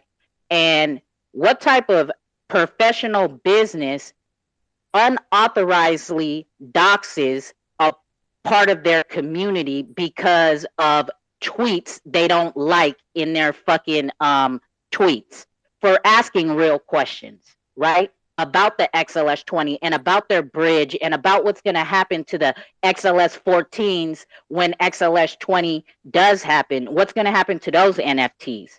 For the owner, not a part of their community, the owner, Bob, went and put XRPL community members' personal information, first name, last name, relative's name, phone number, put information personal that he has acquired. One of the people he has the information from is because they have global ID or something and did something with Sologenic or whatever. Sologenic has their personal information, and then they went in unauthorizedly doxed some more members of XRPL community. You don't see Nike or Puma or Adidas doing no type of shit like that. If somebody comments in their tweets, your shoes are a piece of shit. What the fuck kind of like? You want to hear an interesting marketplace story? Here's an interesting story. So I generally stay as far as I possibly can away from any sort of affiliate deals. I have one right now through like Liquid Marketplace, but I've never gotten paid for a tweet, never gotten paid to promote a project, but I've done a couple of affiliate things. iTrust is one. Anyways, this was December of last year, right? I don't even know if I should be saying this, but I got like a weird cold call message that was like the very beginning of December. That was, you know, hey, do you want to become an ambassador for Sologenic for starting in December, you know? And it was like a hard push for me to try to start pushing Sologenic. And I'm like, and I usually, like, regardless of what I do, I'll try to slow play it as much as possible. And I slow played it and slow played it, slow played it and slow played it. And I was like, yeah, it's probably not for me. Come to find out, nothing was ever mentioned about the quorum thing or any of that shit. It was all about that push to make that seem more legitimate, I think. And I know how the community kind of took that. I think a lot of people felt like they were being used. So that's just kind of the way that stuff I think has went down. So it's interesting. I've used Sologenic a couple of times as a tool. But you know, I don't know. I don't even know what to say. That's my fun story though. Yeah, right. Like that just goes to show how like professional Sologenic is. So anyways, let's get to GDLT, and then we have O right after him. Hey, what's up, 2Cold? Thanks for hosting the space. Appreciate it. Yeah, I'm excited for the future of the XRPL. There's a lot of things lining up, like, you know, coming out towards the end of the year and stuff. And, you know, I'm a really big proponent right now of a XRPL project called Ledger City. And so okay, hold on.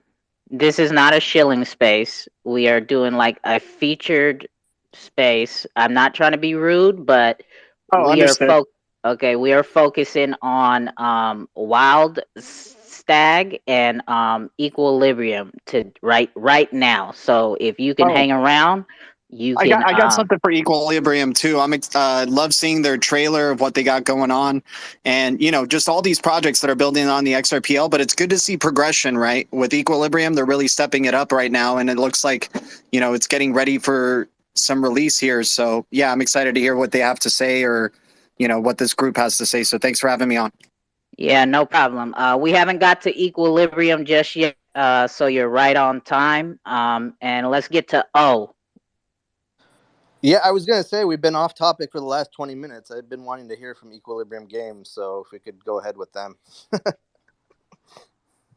Okay. I don't So know. I Some will people are drop being so you back rude. down to listener. Yeah. This is an educational space, and wherever the conversation is going to go, we're going to talk about it. So the marketplace obviously is a conversation that a lot of the community didn't know about. And not, I'm not even talking about sologenic, but yes, we did get off topic with that. But these people, Wild Stag, didn't even know about what was going on on XRP. So if you're not forced to stay here, it's recorded and you can leave and listen to it later, right? I know that we do have Equilibrium here patiently, but like I said, this is not a shilling space. We are really here answering, getting real answers from, as Wild Stag said, from tough questions. Like, you should be appreciative of these conversations because there is a lot to dissect about this project, right? Like, people are weird. Yeah. And they have, in all honesty, with some of the tough questions that were thrown at them, they've come and they've handled themselves super well. 2Cold always says we should be able to ask projects the tough questions and they should be able to answer them. If they can't answer the tough questions, there has to be a very valid reason as to why they can't answer them questions. And it should also put into your mind a reason as to, well, if they can't answer that question, why should I invest in them? So think about it from that point of view as well. But yeah, Wild Stag, I'm going to Yes. give you a clap because you've done a great job. And Rippleton isn't an easy person to come against sometimes because he does come out with those tough questions, and rightly so.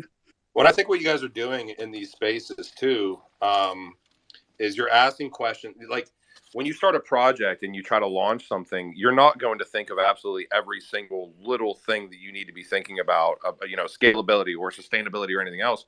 So all of these discussions open up more conversations for the internal teams of these projects to figure out exactly, what their roadmaps need to be, what things that need to be critical path items, like what they need to be doing, like first, what needs to be second, what needs to be third. So like, I think these are valuable discussions about, helping these projects to sustain themselves too. Because just because they can't answer something doesn't mean that they're not legit.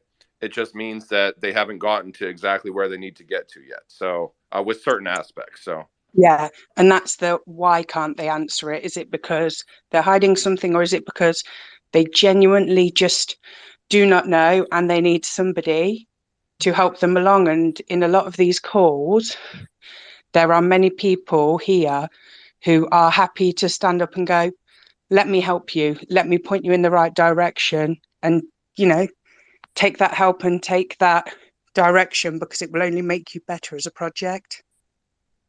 Yeah, exactly, right. And and maybe they just haven't thought that far down the line, right? They just, was like, oh, okay, let's just launch a project, and didn't really think how far these details need to be thought about. So with that, we have Collecti up here. What up, Collecti, my guy? Hey everybody, how you guys doing? And thank you to Cole for having me. And Solomon is here. Love you. And I just wanted to actually tell you guys that I really appreciate this Twitter Spaces. I see 2Cold hosting them literally every day, right? And raising awareness of this space. So I just want to say thank you, thank you, thank you. And yeah, just my two Satoshis, maybe to what you guys said. We basically try to, with Coach JV together, we're really trying to help people build that the fundamental aspect of things.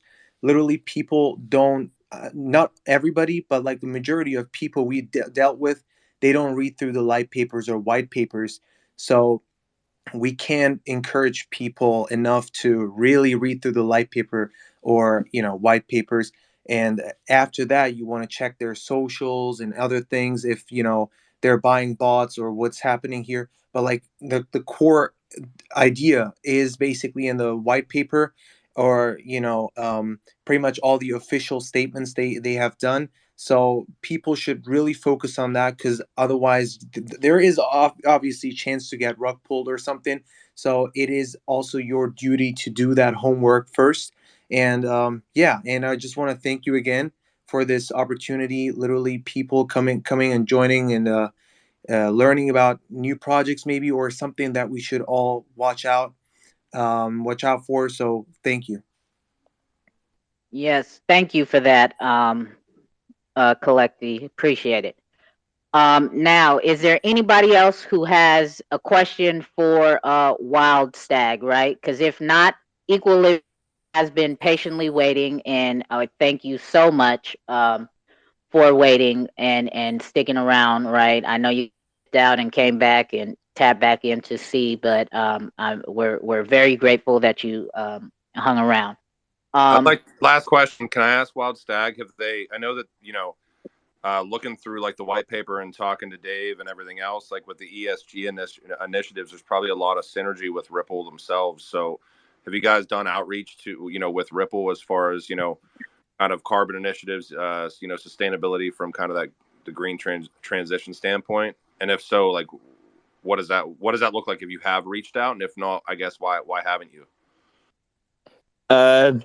So awesome question. And given everything that's just been said, we haven't reached out directly to them, but I can say we're on their radar. Or how about so not reaching out at all? So I was gonna ask, piggyback off of that. Have you applied for like any of the grants or creator funds or anything?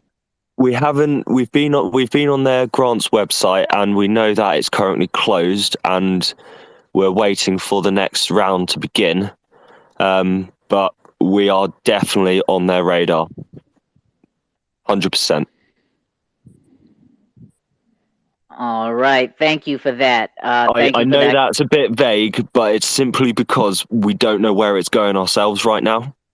So I can't tell you about something I literally can't say about it because I don't know myself right now. All I know is we're on their radar and there's a conversation starting. Yeah, no. I understand.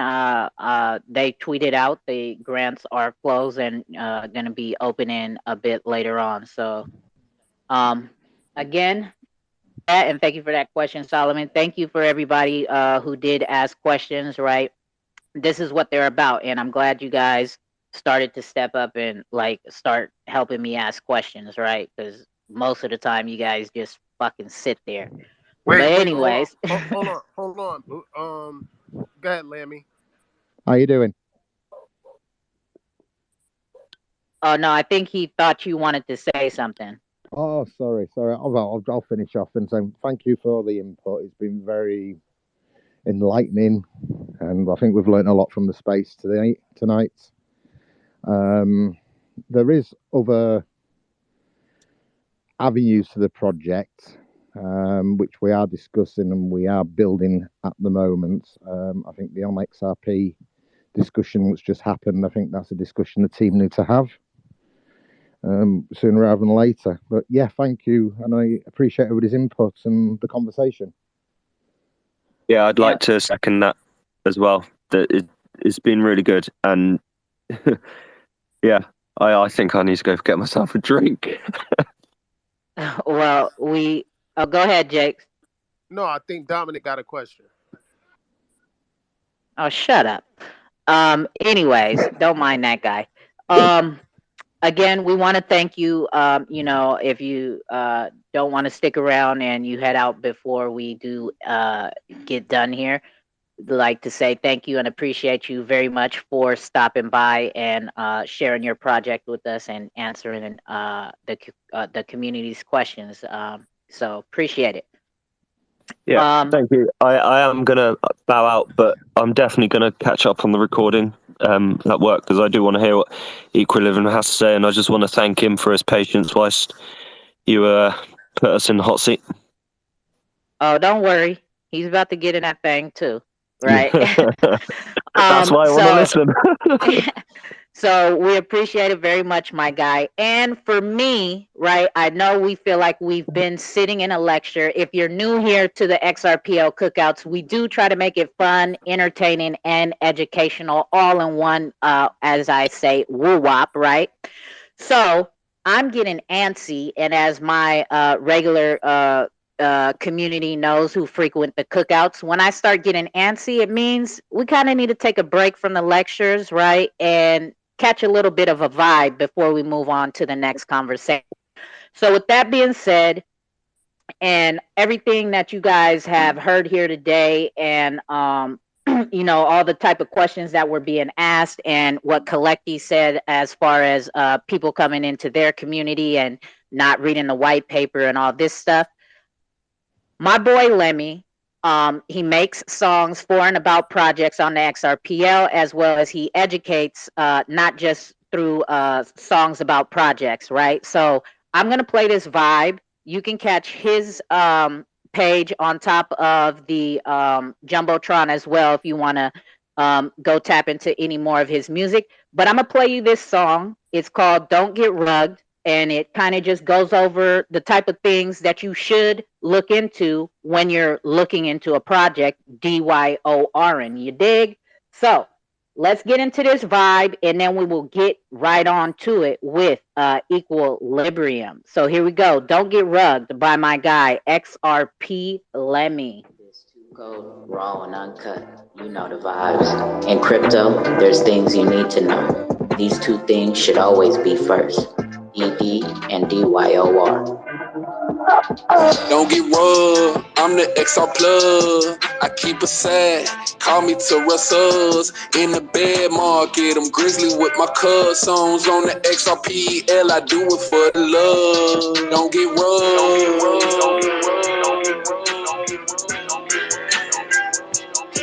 XR plug. Keep it sad, keep it sad, keep it sad, keep it sad, keep it sad, keep it sad. For the love,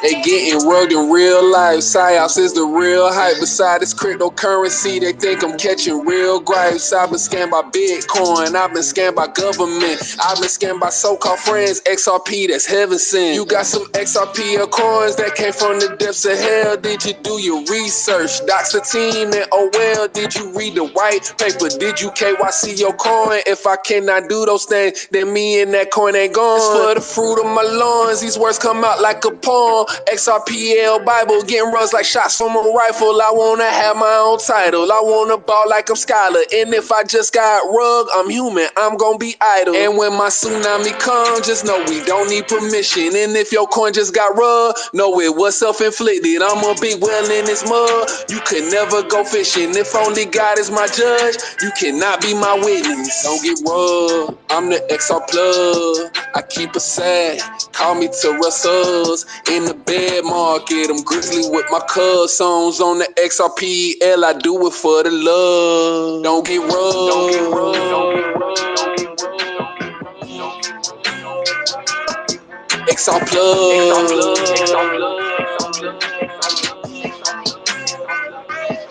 Keep it sad. Keep it sad. Keep it sad. Keep it sad. Keep it sad. Keep it sad. For the love.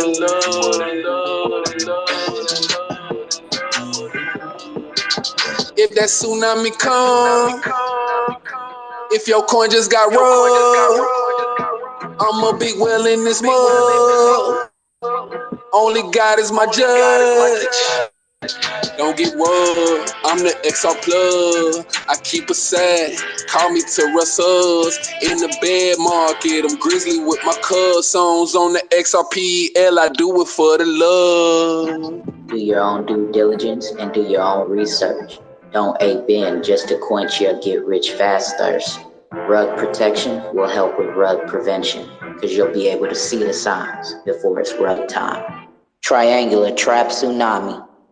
Hey, You feel me? So that's a little bit of how you should probably want to go about doing your own research. You know what I'm saying? You dig?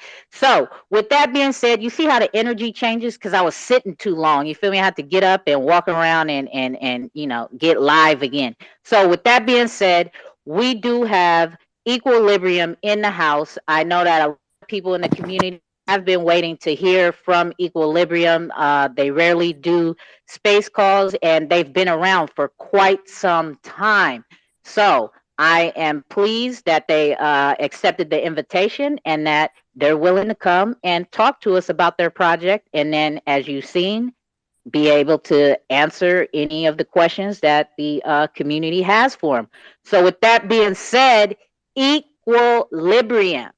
You got the miggity mic, my guy. The stage is all yours. And you know what? You could take all the time in the world because I know we took hella long with Wild Stag. And now it's your time to shine. Let's get it. Okay, thank you. Yeah, I will not take that much time. I'm not that big of a talker. So yeah, and enjoying this time now with my beer for the last 2 hours. Yeah, Equilibrium Games is we are a registered gaming company in Mexico. We have been building on the XRP ledger since almost 1 year now. I think it was end of this September or August last year. And we have kind of 3 products, you can say. Like once we are building our own games, Blights Wars and World of Equilibrium right now. We also are like a gaming ecosystem for games on the Xrpl or even any developers that want to connect blockchain to their games. And the third one is we also are building a marketplace with a focus for gaming NFTs, like gaming items that have like a utility in the games with crossover compatibility in different games also. And for example, you can buy like a sword NFT and you can like redeem it in Blights Wars and it's like a cosmetic. And then in, I don't know, X-Crusader, it can give you another benefit. Yeah. So, yeah, that's like the concept in short. So, about your game, what type of game is it that you're building? Yeah, our focus is more like on RPG games, MMO, like medieval style. So, for example, we have Blights Wars, which is like a Diablo 2, Dark Soul, Path of Exile style mix. And then we also have World of Equilibrium, which is like a MMO with a hardcore feature, meaning that it's like a DayZ mix.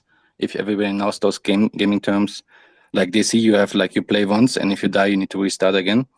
And I think this is like a new feature that you never saw in any games, like especially like MMO games, because normally there you develop your character, and in this World of Equilibrium is more like, okay, you die, and then you need to start again, and you can build a new character, a new life.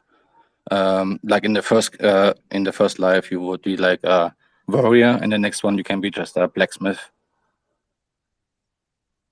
Yeah, and then we have our partner games, which ranges from like Pokemon games to strategy games like X-Crusaders. There's the Escape, building like a metaverse. You have Dragon Knights, like also adventure game. And in all those ones, you can like earn Equilibrium, which is like a play to earn feature. So you play our games or the games in the Equilibrium ecosystem, and you can earn Equilibrium, which you can spend on the upcoming marketplace and for gaming items. Okay, and then for for the partnerships, so how does that work? Is it like crossover in the games, or you're just like hosting the games on your, is it server or something? Like I'm not a gamer in that type of aspect. So anybody who has any questions for Equilibrium, hit the request button and I can bring you up as well. Yeah, no, we are not hosting directly their games. They are still their own projects. What we're doing is more like provide a platform where you can find all the games like with an easy button and like, okay, play. And then you go to the website, to the downloader, and can play their games. Okay, so it'll be like a menu of options of variety of games, all in one spot. Yeah, it's more like a concentration, like to find easy like games with blockchain connection that you don't need to search. And it's like, okay, hey, here you go to Equilibrium Games website, and then you have like here different games that you can earn Equilibrium and play their different games. Okay, and any games that are played on platform, so say I played X-Blade, I would be able to earn Equilibrium?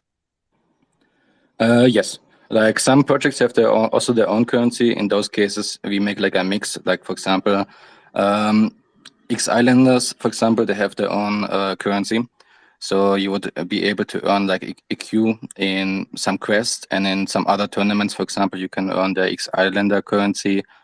So we always try to combine, even if they have their own currency, to integrate Equilibrium on all partner games. Okay, I see we got our side. Go ahead. Thank you, 2Cold. Yeah, quick question. I think earlier somebody said that the game you're building is you're using Unreal Engine. Yeah. Who's the artist or designer helping you build it, or are you guys outsourcing it, or is he part of the team? And for us, we have a team of 10 people.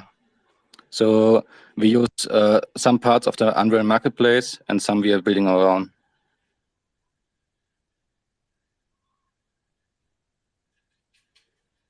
Is he rugging? You good? Oh, you didn't hear him? Yeah, you're probably rugging then. So while we wait for him to come back, so since you're handling so many projects, different projects on your platform, are you guys a registered business, and are you guys docked? Yes, we are registered in Mexico under gaming industry. I think I posted many times in our Twitter, even our registration number. Besides that, we are not officially doxed, but you can, if you go to LinkedIn, and you can find our names there. Yeah. Okay. 808. Go ahead, my guy.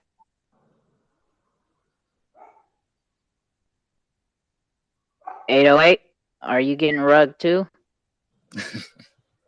Yeah, he's getting rugged too. Don't get rugged.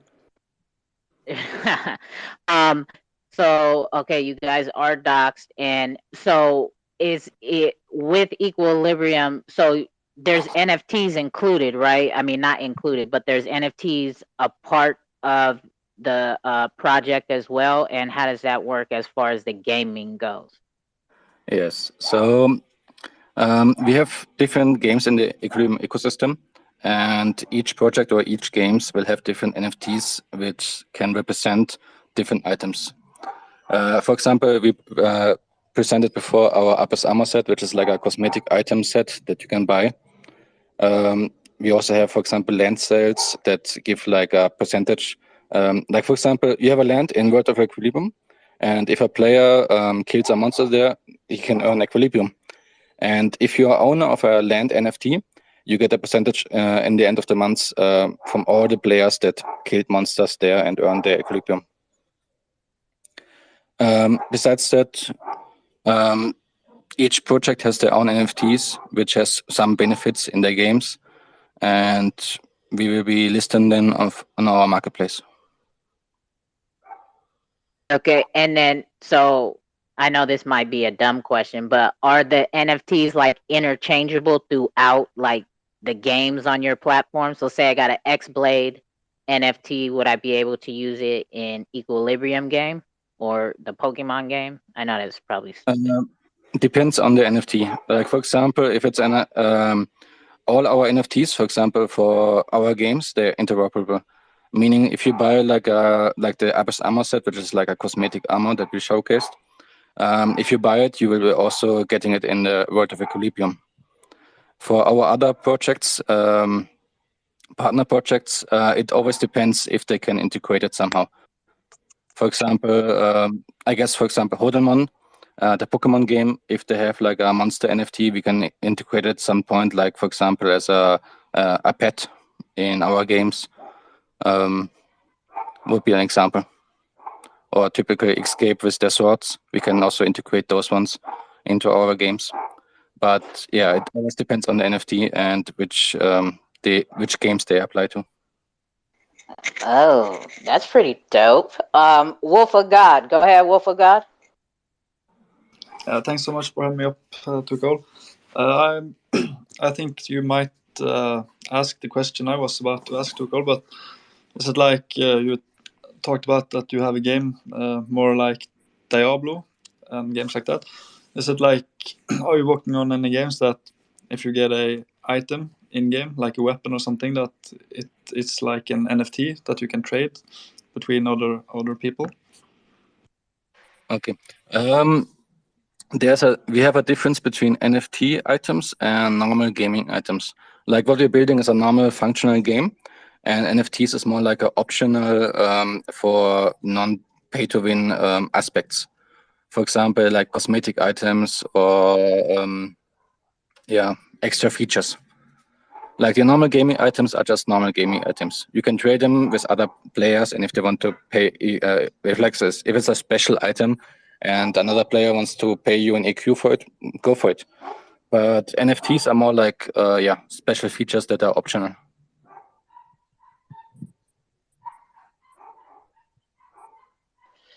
Okay, Wolf of God. Thank you for that. Yeah, okay, 808. thanks so much, Xrpl. Thanks. 808. Do you want to try again, or are you still getting rugged? I think our side is still rugged as well.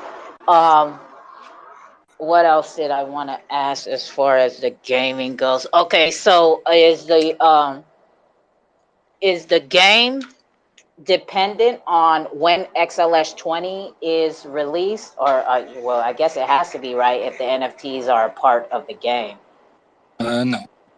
The NFTs are like something optional. So we could totally release the game with EQ, our currency, and we are not dependent on the NFTs. The NFTs is more like a special feature for us.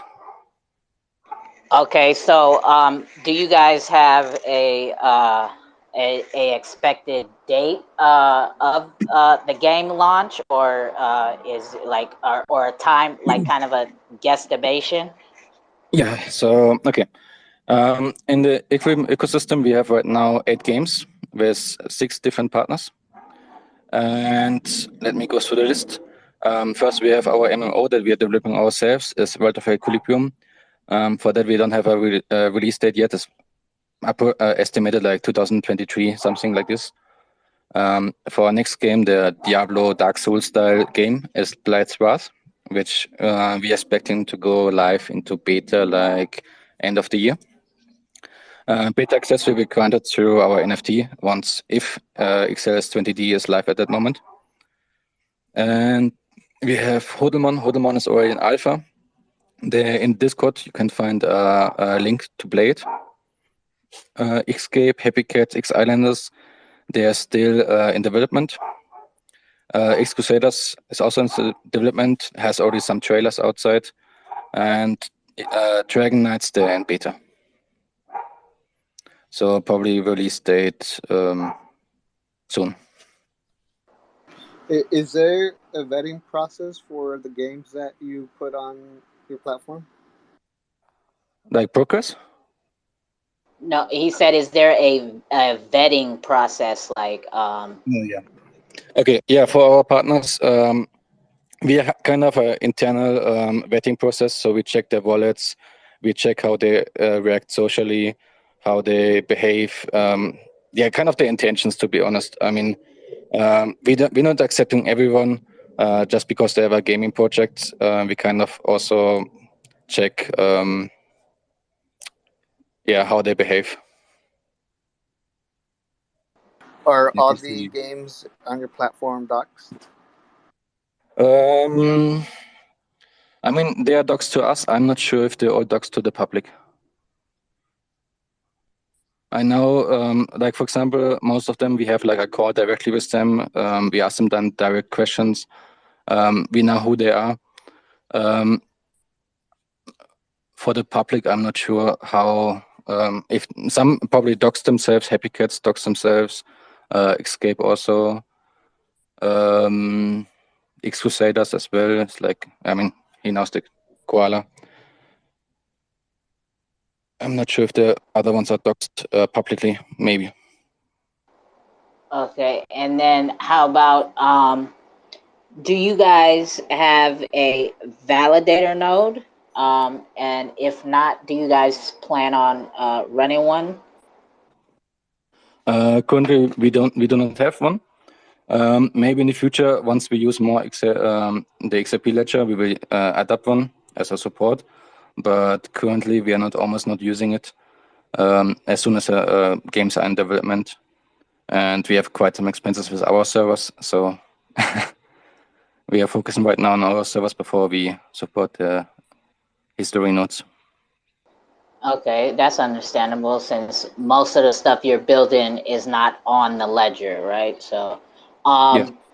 and then shit, I was gonna ask is it just a piece? Is it just gonna be PC games, or are you guys plan on taking it to next levels? For Like, the games that we develop ourselves, Blades Wars and World of Warcraft, they are just for PC right now. Some of our partner projects, they develop also for mobile, like Hodelmon and I think X-Crusaders and browser. But for our games, it's more like for PC because of the requirements. oh, the heavy graphics and stuff. Yeah. Okay. I don't think it would run good on a mobile phone. Actually, that brings up a good question. What's good? Sorry, 808, you can go first.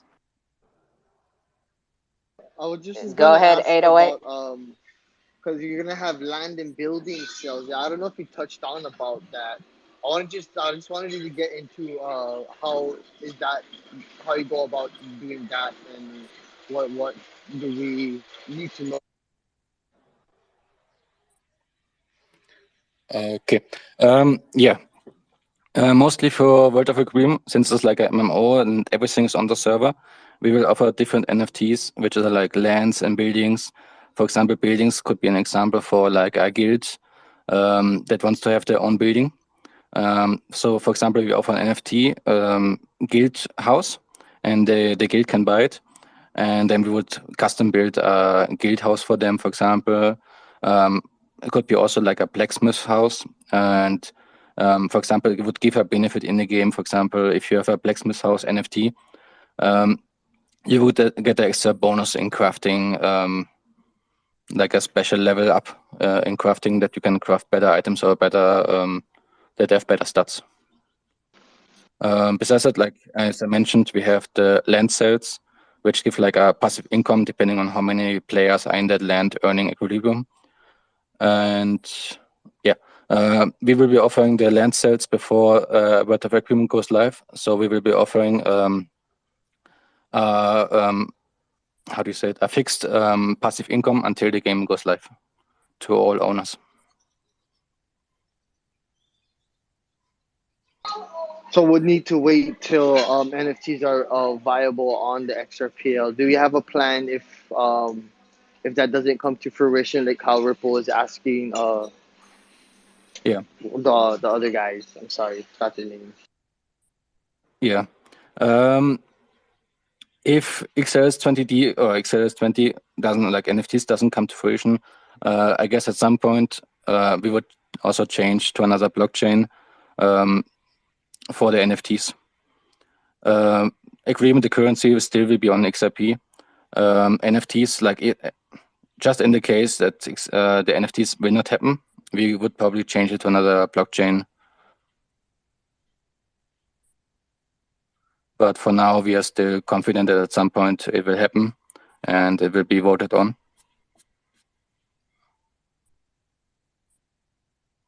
Do you have any ideas of what blockchains you would consider? We would need to see the benefits and the transaction costs. Of course, there's like right now is like Avalanche is a big deal.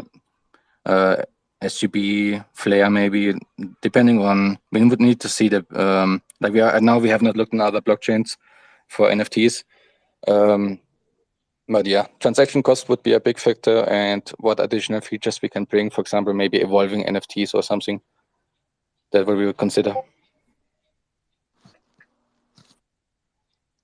808, did you have something else?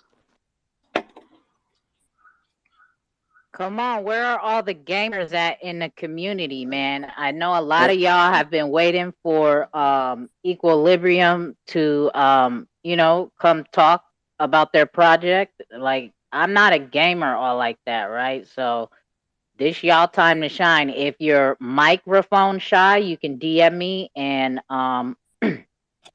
and I'll ask the question over the air for you. But yeah, come on, man, stop playing. I have a question, another question. Uh, what specs are you aiming for your users to have as far as Yeah. the game? Okay.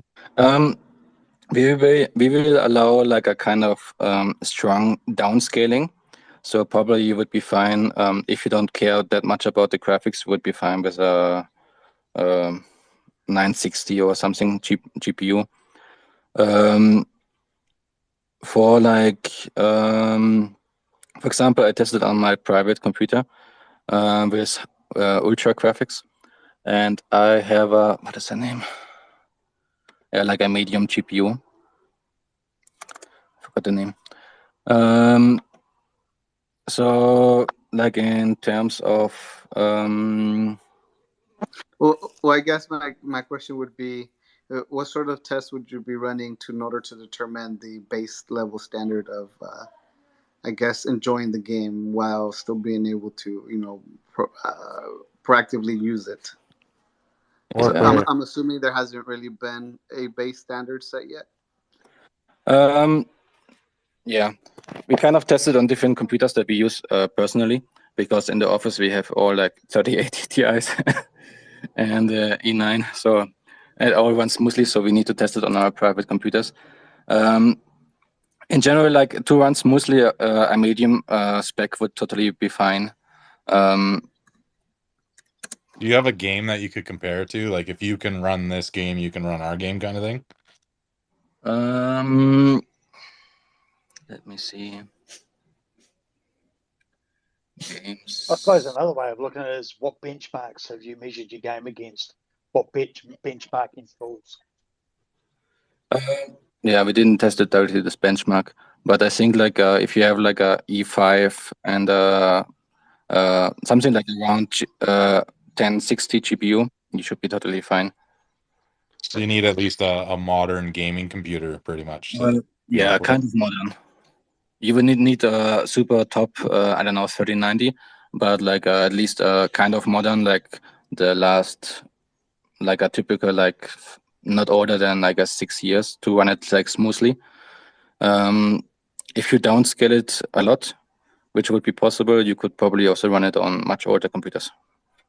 What about something like a newer MacBook Air? I don't know what chip it has, but it's just as good as a gaming computer. Like, it has an actual graphic hardware in it. That's a pretty strong computer that could run just regular games. Yeah. Yeah, no. If it can run like, I don't know, Path of Exile, if it can run CSGO with like 80 frames per second, then, or even 60 should be no problem. Is it going to be Mac compatible? We need to check it. Running a benchmark would help bring that specs up and give you that precise mark on how low you can go before it starts to not work on each computer. Yeah, we will need to run some tests, because right now we are still developing. We are trying to keep it like, for example, Blights Bars, we are putting it everything in different levels, so the loading times and the demand is kind of low.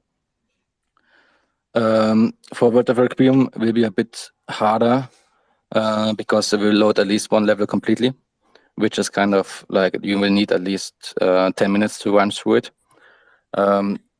So this one will be a bit harder. In general, yeah, we need to see the benchmarks.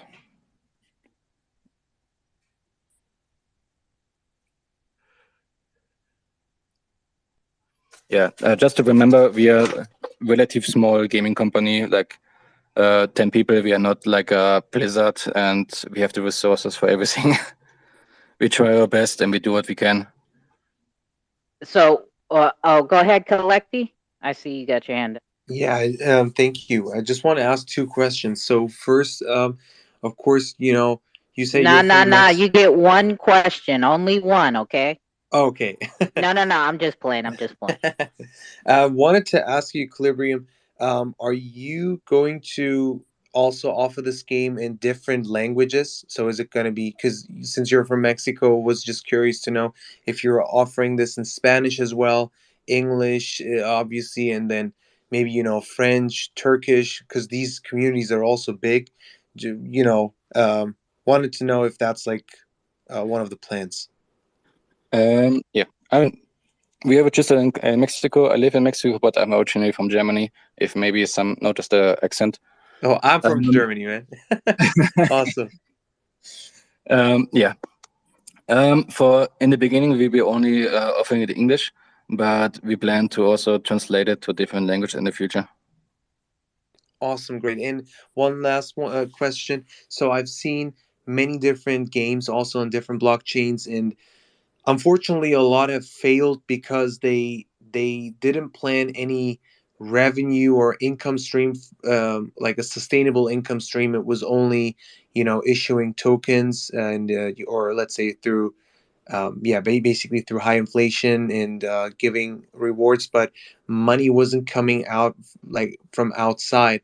So people believe that okay, in this space, we're predicting that in the future millions of people will join, and that's going to be the only income. So are you guys, I mean, obviously you're also at the beginning, you don't have the resources like the big guys, but are you planning to implement any income, like certain revenues that might be sustainable, that are not dependent on just more active users, kind of like a little Ponzi, something like that? Yeah, I mean, our mainly our income is from our marketplace, from the NFTs. Like, what we want to sell is our products, like the NFTs, the cosmetic items that you can buy in the games. Like similar to Fortnite, if you have cosmetic items, you have like in Path of Exile, those ones. So what we're doing is expanding the Equilibrium ecosystem. For right now, we also have a planet, a grant planned, and we want to bring more indie developers and more games into the Equilibrium ecosystem. And with the NFTs, we will get a cut on our marketplace. And this is like your answer. Awesome. Thank you so much.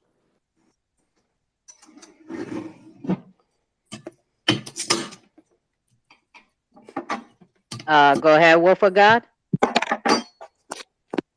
Yeah, I was just wondering, do you guys have any games that are ready to launch once the XLS is ready, or is there something that will be in development still after that? Yeah, playable is for now Hodemon and Dragon Knights, and Blights Wars will be end of the year. Oh, cool, thanks. Are you guys opening up, I guess, beta version? Yeah, we'll be opening a beta version for Blights Wars like end of the year, and it will be accessible like as a issue by our first NFT, the Apis Armor set. You will get like beta access. It will be just priced as a normal gaming item. I mean, like the whole set is like around $90 or something. The set contains of 5 different NFTs, which is like the helmet, the body armor, the pants, the shoes, and the clothes.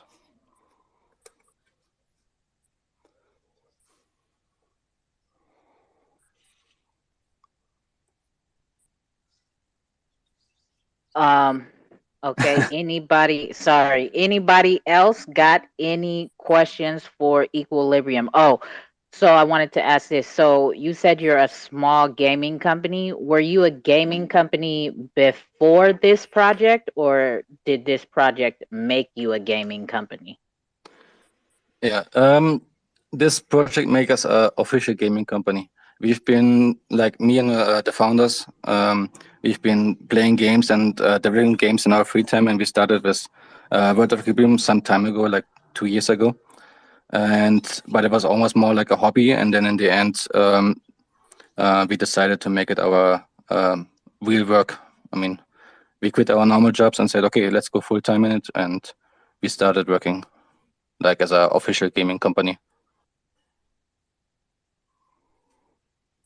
So you're working full time. Is there like other games that you guys are maybe getting revenue to sort of be able to fund this? No, I mean our games will be free to play. We got some funding from some private investors that are accredited, which is like in the six figures.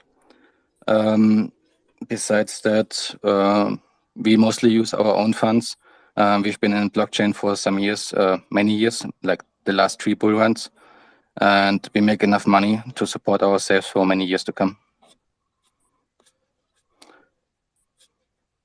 One of the reasons why we didn't get any ICU, IDU, since we didn't need the funding, and we want to be regulation free. Like we want to go by the rules, and we want to make it a big ecosystem. Dope. So does that mean that you guys don't need the Ripple grant or fund, or have you guys applied for it? We applied once, but not for the funding, more for the connection. As you know, like other projects getting kind of hyped by them, and they're getting a lot of exposure, which would be beneficial for us. But for the funding, no, we're not really interested in that. Oh, I like that answer. You just wanted it for the connection and not really for the money. I like that.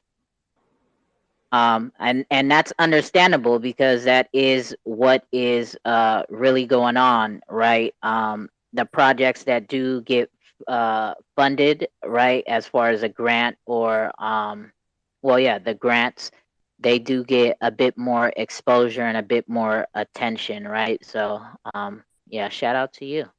I like that. Thank you. Anybody? Oh, go ahead. Yeah, just ask questions. As many know me from the Telegram, I'm not a really talkative talker. What I say is mostly, for example, features is what we already implemented. I'm not going to promise anything that we don't know how to do. Besides that, just ask questions. Let me know what you want to know. And yeah. You hear him? Do y'all hear him, community? Y'all hit that request button. He wants y'all to ask him questions, right? Because he's not going to be coming out here to space calls like regularly giving updates, right?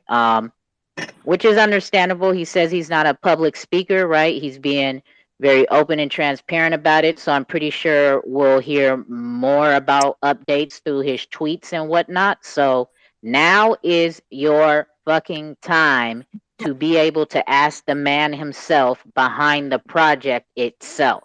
So hit the request button and ask. Hold on, Rippleton. 808 was first, and then Collecti, and then you. So the beta, we're gonna have to get the whole set, or was it just a piece of the set to be able to beta test it? I'm very interested.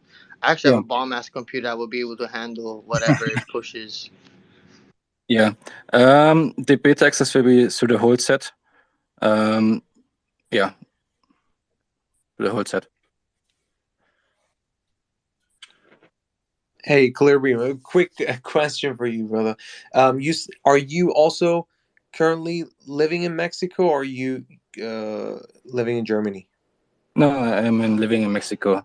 Cool. I met the Netherlands. My wife, she is a Mexican from Aguascalientes, and like 7 years ago, and now I'm living in Mexico since 6 years. Dude, you're living the life, man. Awesome. It's like every day is the same. It's all the day is just sunny, except the rainy season. Then it's like a fucking Hey! No cussing on here. No fucking cussing. What the kind of shit is that? I'm just playing. All right, that was Collecti. Let's go to Rippleton, and then I have a question sent in the DMs for you. A couple of questions. No, couple, man. One fucking question, Elephant Man. One. Not as I'll planned. ask one question twice then. I'll ask it twice. Yeah. So from experience, now this is something often we don't discuss. Is you've been developing this for some time now. Yeah. Is there anything that you've learned from your experiences that you would suggest to people to reconsider on their way forward? What have you learned that you would change? There's a good question for you. I would start it over. Yeah, I would say more like from a general experience. If you want to make a project on a blockchain, you should have some experience in leadership. You should have some management experience. Just don't open a project with NFTs just because you can create a picture. That's not enough to build a company. You need to have experience in management. You need to experience in law. You need to experience in how to handle personnel. You need to handle how to handle community. Yeah. Yeah, good. Yeah, and that's a very valid point. That's something that a lot of projects don't think about is the ramifications of getting bigger and becoming a successful project comes with a lot of expertise that you need and you may have to gather around you. And insofar as using the XRP ledger, what are your thoughts on that currently? Has it worked in your favor or against your favor? I mean, of course, you have the ongoing wait for XLS20D, so it would be much easier to switch to another blockchain.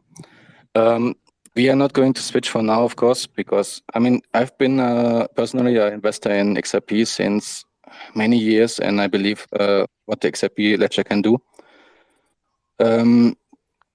Besides that,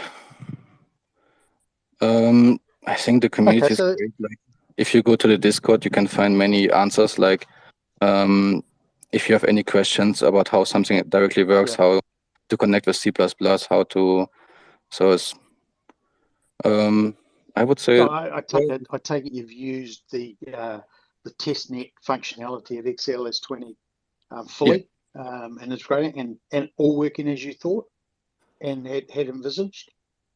So far, yes. Great. That's what we need here. Hey, thank you for answering. Yeah. All the best. I wanted to say something about the previous point. Just wanted to let you know, everybody that interested in our personal doxing. My name is Daniel. Should I started with that? And before I moved to Mexico, I was a manager at Pfizer and had 60 people under me. So that's why, there's a lot of Daniels. Yeah, Daniel's damn Daniel. Damn Daniel Daniel. Casino Coin. He's also from Germany too. Right. Oh, just real quick segue, just to get y'all a little bit hype, right? I know that Daniel will probably leave when he gets done speaking, but just so y'all know, he is giving back to the community today, right? After he gets done speaking, we will go on to the live trivia. So if you haven't done your research on Equilibrium, I suggest you do as we're having this conversation, because that is what the live trivia is going to be on. He's doing 5 giveaways, 50 Equilibrium a piece to each winner. So just so y'all know, all right? Where can I find the DEX information? I'm on your website, equilibrium-games.com. If you go to our website under the tab Equilibrium, if you scroll down, almost at the end, you get getting started, and then you have instructions for Xrpl toolkit, for some wallet, and exchanges. All right, thank you. I'll try and find it. All right, mute your mic. You mute your fucking mic.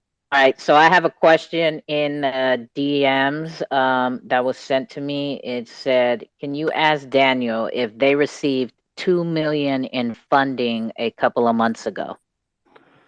Yeah, that was the 2.5 actually, but yes. Damn, Ew. nice. Damn, Damn, Daniel. Daniel.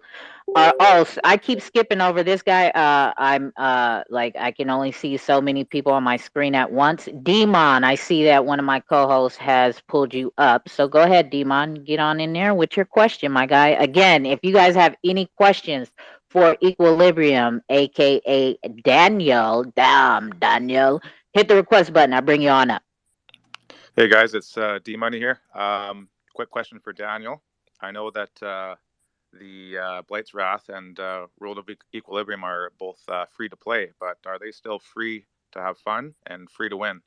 How do you ensure that I don't need to go and purchase, say, legendary items to beat the final boss and things like that? Yeah, no. In general, we are gamers at heart. I mean, we played the shit out of Diablo 2. We played the shit out of Baldur's Gate. I mean, I have to say it, but I hate pay to win. I mean, NFTs are strictly just like extra features, cosmetic items. We would never put anything that gives any benefit, like gameplay-wise, in an NFT. Yeah, for normal, like World of Warcraft will be like you can trade with other players, but this will be like a normal ecosystem, like if you played World of Warcraft, like an auction house kind of style, that you can like Equilibrium will be the currency in World of Equilibrium, so you can just trade it if you want to. If you don't want to, that's fine. But in general, like we're not going to allow pay to win in our games, in the ones that we produce ourselves. That's awesome. Thank you, Daniel. Yes, yes, yes. Thank you very much. I don't see. Does anybody who has a mic right now? Do you guys have any more questions? I cannot think of none. Oh, okay. Go ahead, Arsa. I don't know if you touched this, or maybe I just didn't pay attention. Probably didn't pay attention. What's the Equilibrium coin used for again in the ecosystem? What are the utility behind it? Yeah. We use it as a play to earn feature and also like as a currency on the marketplace. Like the marketplace will feature XRP and Equilibrium. So you can pay with what you earned in the games, or you can pay with XRP. Is there any additional benefit of paying with Equilibrium versus XRP?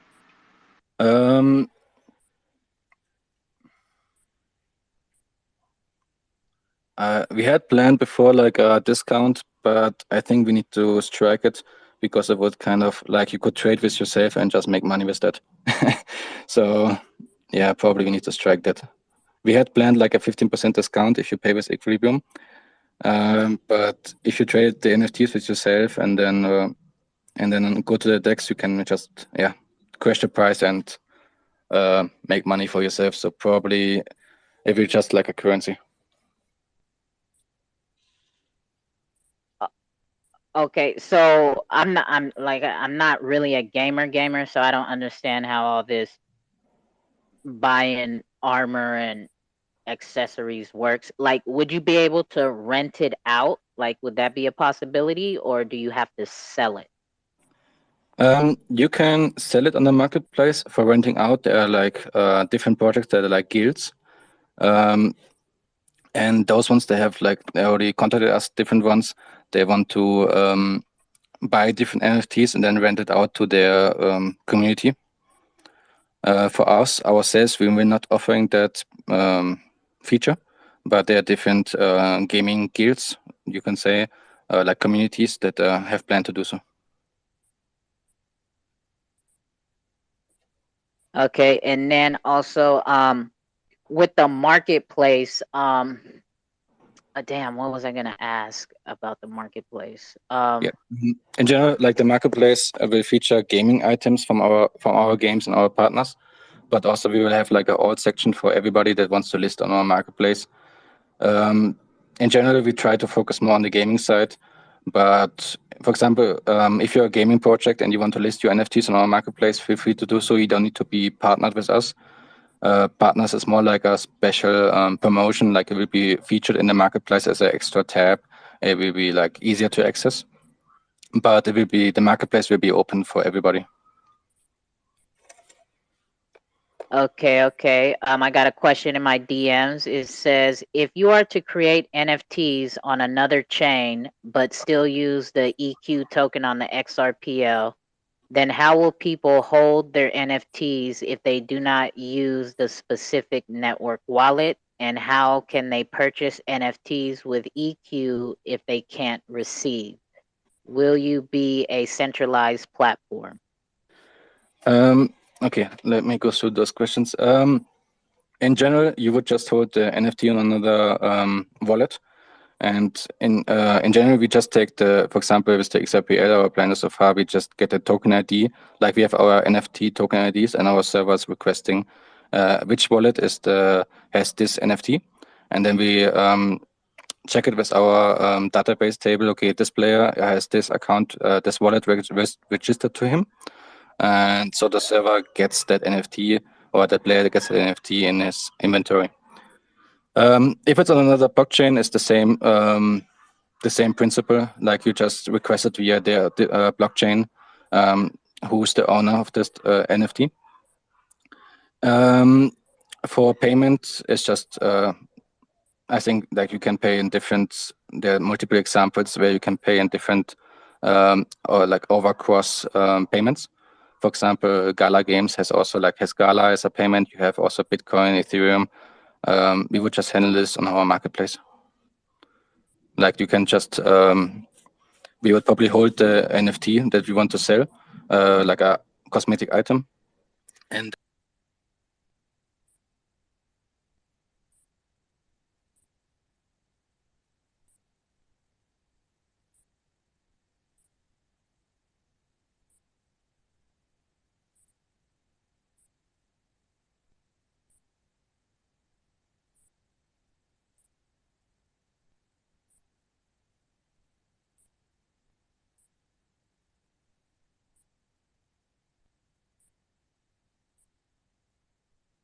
Did he get rugged, or is that just me? I was literally asking myself if I was I rugged. was. I had to take Yeah, my I think we earpiece were off. all thinking that. Yeah, I think Equilibrium. Daniel, if you can hear us, you have been rugged. So you might have to step out and come back in if you can hear us, because we cannot hear anything you are saying at all. Not at all. Actually, let me help him. It's funny. I left thinking thinking it was me. Yeah, and I switched my phone too. I thought it was me too. So while he's trying to figure it out, I think he's stuck up here. I can't even kick him down to speaker, and I mean kick him down to listener so that he could rejoin. Maybe until he's joining, I can ask you a question, 2Cold. Yeah, go ahead. How are you feeling? How am I How feeling? are you feeling? Oh, I'm good. I'm good. It's a Sunday cookout. This is what we do every Sunday. So I'm chilling. You feel me? I'm chilling, doing what we does, how we do what we do when we do what we does. You dig? Awesome. But it really feels like you are hosting every day. Well, yeah. That's so Well, yeah, it's your imagination is not deceiving you. I probably am, but it's not every day that it's a a like scheduled call, right? Like, I really am in the community, and I like hanging out and engaging with the community, right? So half of the week I just put up a space call, not recorded, and this is what we do, right? Well, not with projects. Sometimes projects stop by, but we just talk crypto amongst each other's projects, what's going on in the streets. We tell funny stories, we talk shit to each other. So yeah, that's what we do. Oh, I manifested it. Trust me, 2Cold. We're definitely going to do Twitter Space soon because we have plenty of different topics in general to raise awareness of this space or like the mindset. And would love to, host a Twitter Space with you where we address that topic. Oh yeah, no problem. Just hit me in the DMs and we can make some happen. You feel me? We can make some magic happen. You dig? All right, we got our guy Daniel back. Here he comes, but I appreciate it. Collecty. Do I call you Collecty? Is it that? I think your voice coming in on and off a little bit weird, 2Cold. Who, I don't know mine? if it's just me. Yeah. Am I coming in weird, y'all?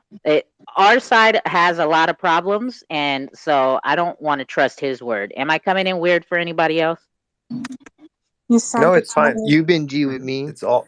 Yeah, see, Damn, it's always fucking I you, remember now. I'm on that coconut wireless up in the middle of the Pacific. So if I right? can hear you good, You Oh yeah. feel me? well, Chris is more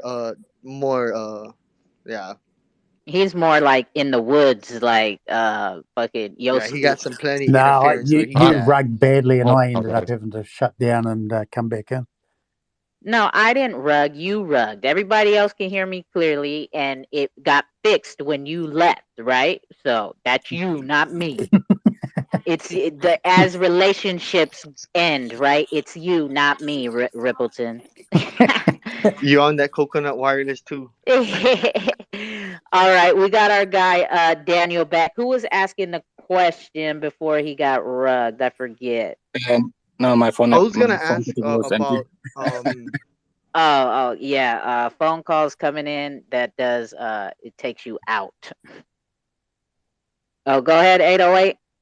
I wanted to ask, so instead of buying like those special NFTs like that, like different cosmetics, will we be able to get the materials in game and build it in there, and you'll create the weapon or armor and then sell it, kind of thing? Is that possible, or is that something you guys are still thinking about, or how would you guys go about it? Um, you mean as an NFT? Yeah, I know have Gala and Mirandis. There's this thing where you can create your armor in game, kind of thing. So instead of paying for a certain part of the NFT, you can go and create the sword or create the armor you wear or create uh the wand or stuff you use in game with, like, say you gotta mine the materials in a mining field somewhere, you gotta chop down wood here, or you gotta do certain things to get a certain item to create that weapon or armor you wear, instead of having to buy like NFTs that has that certain abilities or cosmetics. You know what I mean? Like how you're saying that you have Yeah. certain things that you can give you cosmetic value to your character and how you use it. Say you got like a flame sword, it gives you like 8% boost of flame damage or something like that. Yeah. Yeah, those games they often have like NFTs that give like gaming benefits. For us, we will have crafting, but more like normal gaming items. For NFTs, I thinking in the future maybe like tournament prices, seasonal like seasons that you can like earn it in the season by doing different tasks. Those are definitely possibilities. For crafting an NFT, Oh, I'm not saying like to craft it, yeah, and sell it, but to you, instead of buying the NFT, you are able to craft it to be able to use its abilities in game, kind of thing. yeah. I think more like via events, like seasons, like specific quests that you can earn some NFTs. For crafting more like normal items, but maybe like in the like if you make a special season quest, okay, craft this item, and we could probably integrate it in the future. For now, I think better like we focus on the seasons, like the normal gaming. Like if you ever played Path of Exile, we have like the normal cosmetic items, and then you have like some that you can earn in the game, and like each season is like different. They have different cosmetic items that you can earn. I think we take first this approach, and then later on we can see what else we can integrate.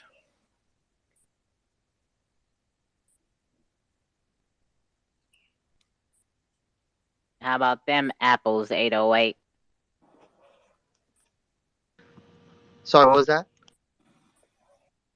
You didn't hear nothing he just said? Oh no, I got it. I got it. Thank you for that. I was about to say, you got to go and listen to the replay or something, because he just said a mouthful for you.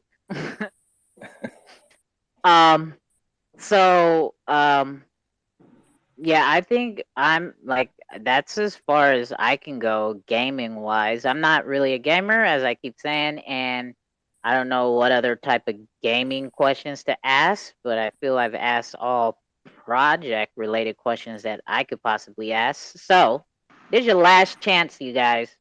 I got one more question. Looking at the decks, I see there was a little bit of an event that occurred in May 10th. Was that something just a whale dropping the coins, or was that something within the team? Let me see. On the decks? I mean, we Yeah. don't sell our tokens directly, so it was not from the team, but I guess somebody sold it. Okay, that's all I wanted to know. Yeah. Right. Just somebody sold it, I guess. Like May was like the bear market. So, I mean, we are listed on different exchanges, so there are bots that trade with the market. We are pretty dependent on the market right now. So if the market goes up, we go up. If the market goes down, if there are big crashes in the market, it also affects us. If you're just listed on the DEX, it affects you less because you're directed like normally like against XRP. But since we're also listed against XRP and Tether, it affects us more. So I would just say my best suggestion would be just like, I guess a big market crash, Bitcoin going down. Can't remember exactly what it was, but yeah.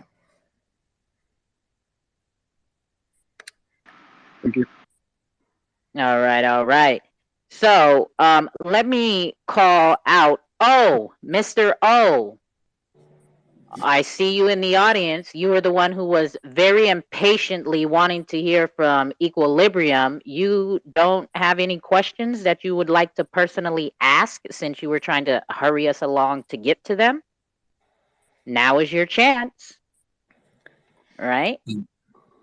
In general, I'd like to say you can join our Discord and Telegram, and always feel free to ask questions there. Mostly in Telegram, I normally respond pretty quick. Yeah, if you have any questions, whatever it is, if it's bad or good, feel free to ask. Hey Daniel, before I jump off, it's almost like 12 a.m. here, so I just wanted to say, guys, we're hopefully very soon going to have Equilibrium on the Non-Fungible show on YouTube, and I'm definitely going to make them sweat. We definitely no, I'm kidding. We're going to talk about something interesting to create value for the community. So I wanted to also know if Daniel, would you be on the show or someone else? Just curious. It was probably me. Yeah, I'm like kind of the spokesperson of Equilibrium Games, and Perfect. I have all other colleagues under me, kind of. Nice. Thank you so much. And how old are you? Because to be honest, when you said that you married 7 years ago, etc., literally from your voice, I thought you're like 19 or 20. Your voice sounds so young. That's why. Yeah, hopefully I also look young, but no, I'm like 35. Nice. Cool. Thank you, man. Appreciate it. Appreciate it. Thank you for that, Collecti. And I did have a question come into the DMs. It says, what are the criterias to be a landlord in Equilibrium Games and earn passive income?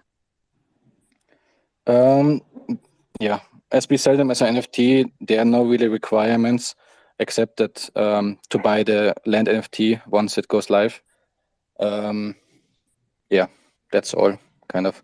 Like we start a marketplace with our 3 lands that are already finished developing, and each land will have 100 plots, which each plot represent 1%. So yeah. All right. Appreciate that. Wolf of God, go ahead, my guy. I'm just wondering, what game are you most excited of that you're having in the making? Yeah, currently, like I'm a big Baldur's Gate fan, so I'm excited for Baldur's Gate 3. Also Diablo 2, they remastered. I was playing it a bit, but I don't have that much time. But I think the next season I'm going to play a bit with the team. For example, we wanted to play Re-Rising together one of the weekends. And yeah, I think like the most excited I would say Baldur's Gate 3. Diablo 2, the remake you said, was that game looks amazing, but I was thinking of any of your games. From our games, yeah. I think personally, first Blights Wars for us. I would definitely also play Hodelman to check it out, and yeah, I think those ones. Hodelman, yeah, it sounds like Pokemon almost. Is it the same? Yeah, I mean, I think always everybody played Pokemon when they were younger, so blockchain version of it. Why not? I also played like, a lot of times like Pokemon like custom made mods, and they can be pretty interesting. Yeah, of course. Will it be your remakes of Pokemon, or will it be like the originals? I would ask the developer for it. It's not developed by us, but from the alpha that what I saw is like pretty like has a similar style to Pokemon. Yeah, and like the gameplay is pretty similar. I think in Discord I posted the link how to play it. Like they have the alpha version out, and you can check it out as like this browser. You can just connect it and try it out. Cool, yeah, thanks so much. I will definitely check it out. Oh, I got a question in the DMs about the marketplace. So on your marketplace, if a project wanted to mint there, would they what would be the fees, and do they need equilibrium coins to mint? We still need to calculate it, but we will not charge any royalty directly. Like if you mint, you just mint it, and you set your royalties yourself. For the minting fee, probably in Xrp some that we just need if you provide our EPFS, that we just need to maintain it. For the marketplace, we take a cut from each sale or buy. But yeah, for the minting directly, I think we keep it relatively small, just like what we maintain to what we need to maintain the IPVSS. Yeah. So yeah, so basically a broker's fee and not charging for the royalties. Yeah. Makes sense. Makes sense. All right. And okay, so I know you said any projects can mint. So what if it's like but you're more focused on gaming minting? I mean, gaming projects. What if it was like a independent artist? Would they be able to mint on your platform? Yes. We will have like a all section where you can find your all NFTs for whoever wants to list. And then we have like extra section for each game in the ecosystem. So you will be able to click on Blights Wars, and then you will see all NFTs that are for Blights Wars, or Hodelmon or Escape. And then under the all section, you will be also find non-partnered NFTs, whoever wants to list. All right, perfect. Okay, I think this time I'm officially done. Is everybody else officially done? Right now, this is your last chance, because we still got 5 giveaways to get to. Right, Equilibrium is sponsoring 5 giveaways. I know he's tired. He sat here patiently for 2 hours while we were talking to Wild Stag. Okay, I have one that came in the DMs. It says, you said you need 5 NFTs to play the beta game. can I buy the NFT now, or is it still the token sales? Is that for We don't. Equilibrium? Yeah, Or we don't have token sales for NFTs. So there will be no token for the NFTs. We wait until XRS20 goes live, or if at some point if it never goes live, to create NFTs on another blockchain. But yeah, we need to wait for XRS20. So you will be able to buy them now. Okay. And then I have another one that came in. It says, do you have any further upcoming partnerships or exchange listings? Yeah, for exchange listing, currently we have it put on a hold because the market is kind of low, and exchange listing, the main benefit is exposure. And in a beer market, the exposure is pretty low. I mean, we could list on Cookout tomorrow, and I think nobody would care.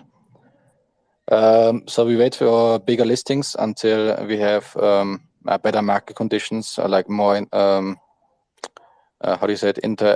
interaction from the community, and then we continue listing on other exchanges. And what was the other question? Oh shoot, okay, hold on. It was not that stupid guy. It was any upcoming partnerships or exchange listing? Okay, partnerships. We are right now checking or contacting another project that is developing kind of Counter-Strike game, shooter game. And we are in contact with them to check out if they're legit and everything, or at least from what we can say from our side, from a developer perspective, not Xrpl. And yeah, and if everything checks out, then probably those ones will be a new partnership. And at some point, we will also start our indie dev grant that we are going to put out to all indie devs to join the ecosystem, and they get some money for it. And yeah, I think those ones are for now what we can expect next.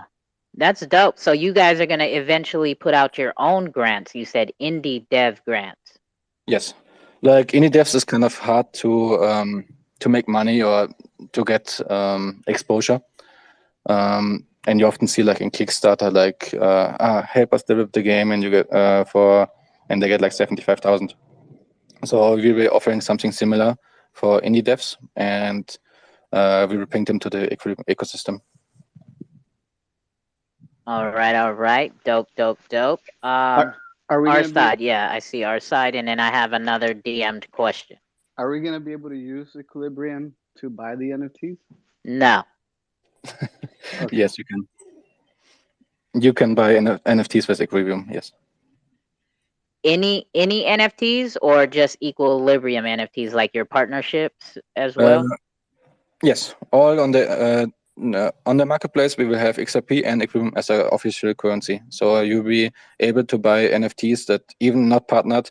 Everything on the Equilibrium marketplace you can buy with Equilibrium and Xrp.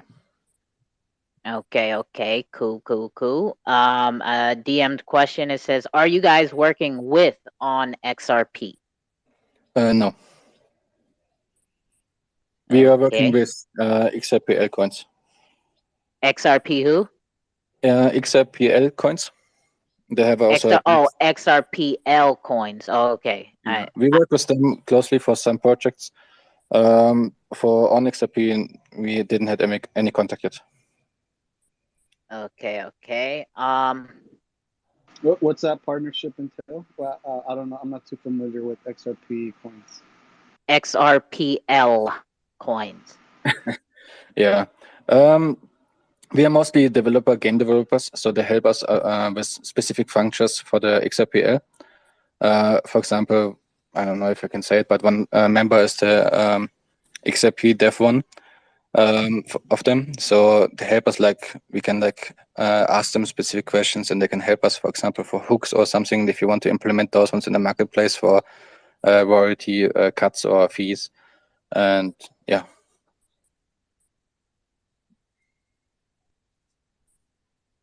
All right. Okay, let's try this again. Again, this is the last time. Nobody, I have no more requests coming in. I see none of the speakers have their hands up. And I think I am out of questions. So I think. Thanks so much, at least, Xrpl, for coming talk about your project. It was interesting. So thanks. Thank Yes, you. yes. Yeah. If Thank you have any you. questions, anybody, feel free to drop in our Discord, Telegram, and ask them. Yes, yes. Thank you so much for stopping by and being patient and waiting. And also thank you so much for sponsoring the giveaways that we are going to get into here shortly, right? I know you're tired, and you know, in case you do cut out, because I'm getting antsy again, so I'm gonna cut to some music probably.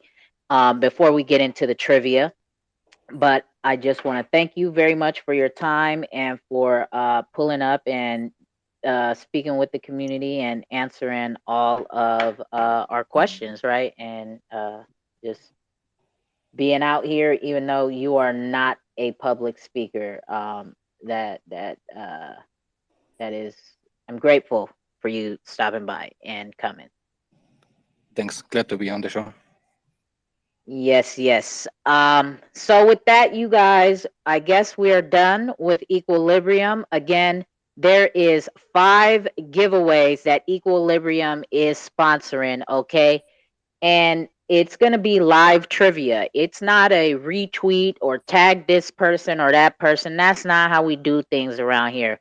We want to know that you really want this coin bad enough and want to be a part of this Equilibrium community, that you're willing to do a little bit of research and you know, answer some trivia questions about the project, right? They want to know, and I want to know, that I'm putting coins in real people's hands who want to be a part of this project, right? So with that being said, we are going to cut to a break and catch some vibes, right? So we can reset the room and get some of this energy back, right? Because when we do sit here for a minute, it seems like we're sitting in a lecture, right? And I don't like to feel like that, right? Learning about these projects on a nice Sunday afternoon should be fun, right? Where possibly, you know, you can win some coins here as well, right? If you're that interested in it. So I like to make it fun and entertaining while we sit here and learn about these projects. And with that being said, I am going to knock into this song again by our guy Lemmy, right? And you can catch his information on top of the Jumbotron. As I said before, he makes songs for and about projects on the Xrpl, as well as just educational songs when he feels like cutting that type of song for the community, right? So where is this freaking song? I'm looking for a Pacific song. I know, that's not how you say it, right? But whatever. How I say it, okay? All right. So with that being said, because shout out to our guy, King Alex right here, right? The fucking dickhead who got on the mic twice. I gave him 2 opportunities and he got disrespectful both times. But guess what, you guys? He has been itching to get back on the mic. As disrespectful as he is and as gay and transvestite I am, he's still in the room trying to get on the fucking mic in my house, right? And he sent me a DM and told me that, let me tell you exactly what he said. You're so gay. Unmute me. You're stupid because you're not even muted. You're just not on my microphone. You don't have control in here. Go host your own fucking room. You dig what I'm saying? So, in honor of this disrespectful motherfucker, I feel like playing a song about a specific project on the Xrpl that Lemmy wrote, and it is called Disrupt. So this goes out to you, King Alex, you fucking fucktard. Holla! Disrupt. This Lemmy and 2Cold coming to disrupt. This Lemmy and 2Cold coming to disrupt your basic level of surface thinking minds. You don't pick up what we laying down, you must it, getting left behind. Sit back and watch us shine. Catch up to our level. The tsunami wave is how we grind. FKM give two fucks. Now we're in the difference between us and them. We pirates, they hiding, we outside. They silent, culture vultures, we still vibing, pushing X, R to the P, finally financially free. Before I head out to sea, got my ledger and my keys. Fuck all of the mainstream, I ain't taking no vaccine. It was just all a dream. Wu-Tang, digital cream. Yin Yang, she twerking while she whistle. The case over, they trying to whistle. Audible nautical dripping like faucet do. I'm here to bother you. I'm here to fuck up shit. Here to disrupt the bitch. Caught it like Cutler, bitch. Caught it like Odell. Blew to my OL. Xrp, they calling me Big L. I'm not from Harlem. Born in the Bronx, the Southside Atlanta. X-rated is talking. Hey, bro. Hey, we disrupting all of this shit. We disrupting Twitter, Instagram, fucking TikTok, all that shit. All of that shit is ours. You know why they call us pirates? Because we take what is ours. We take that shit. Take that shit. Take that shit. I'm the captain of the ship now. Lil' Maceo, ho, go sit down. Gods and goddesses with big crowns. They try to ride our wave and look that bitch drown. Number one stunner, shit on them like plumbers. FJ, cruisers, no hummers. Phil Dutch, trust like a bunner. I am the son of a gunner. Talk like you gangsta, ha boy, you funny. Calling me nigga, I know you a dummy. On top of my way, D-Dot boy, you grumpy. My tribe about to rob you, cause they want your money. Bro, bitches and hoes, whoa, I will not disclose. Could go on and on, the story has never been told. That treasure chest, look, we want every load.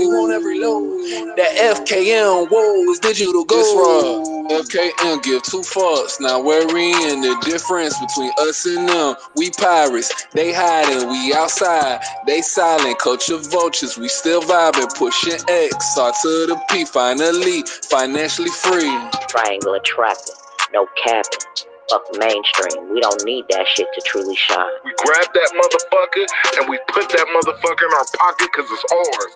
And what? FKM, we fuck with quality over quantity every time. You know the vibe. And I'm in motherfuckers' comments. And I'm in motherfuckers' DM.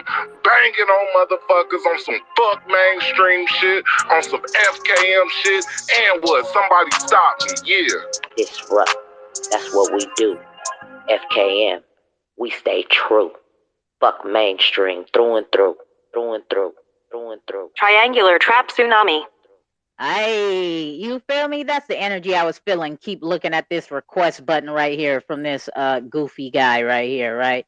So anyways, we are going to get into the live trivia. 5 questions, right? 5 different winners. 2 questions per winner, okay? The name of the game is first one to hit the request button and answer the 2 questions correctly will be the winner. And on top of winning the Equilibrium coins, you will also win 2Cold coin as well, because yes, I do have my own project as well. Okay, if you guys don't know about it, you can find all the information you want about 2Cold coin in the link tree in my bio. Okay, so one question will be about Equilibrium and one question will be about 2Cold coins. So both is, you got to do a little bit of research, you dig? So that is how we do this every single Sunday at the Xrpl cookouts. You feel me? Projects that come and speak with the community, they majority of the time they sponsor giveaways and we make it fun and we make it a bit educational about their project, you dig? And I always match the giveaways and also throw in 2Cold coin to the winners of their sponsored giveaways as well. So remember, if you win anything in here today, make sure you have the Equilibrium trust line set as well as the 2Cold coin trust line set and your tip bot set and ready to go, because that is how I will be sending you out your monies. You feel me? Y'all ready to get turned up in here? You feel me? Make it rain in here a little bit. Yeah, let's go. You dig? It is time to make it rain after all this information we received today. Let's do this because it's nearly my sleep time. Hey, at least we cut it short for you, right? So I'm gonna kick down Wolf of God. Chris, I know ain't playing. I don't know. Rippleton, are you playing or are you staying? You staying or you playing? Playing. Always playing. Oh, you playing? Oh, okay. Let's see if Rippleton can get up in here and answer him some equilibrium questions. Chris, you staying or you playing? What you doing, my guy? Or are you I rugging? think Chris should I'm play as not well paying because attention then to we what can have the game off between him and Rippleton. Right? But I didn't hear what you said, my guy. What'd you say, Chris? I'm even barely paying attention to this. Yeah, okay. So he's staying, Hales. That's what he's doing. All right. So here we go. We got 2 questions, 1 winner, okay? You got to answer 2 questions in order to win, all right?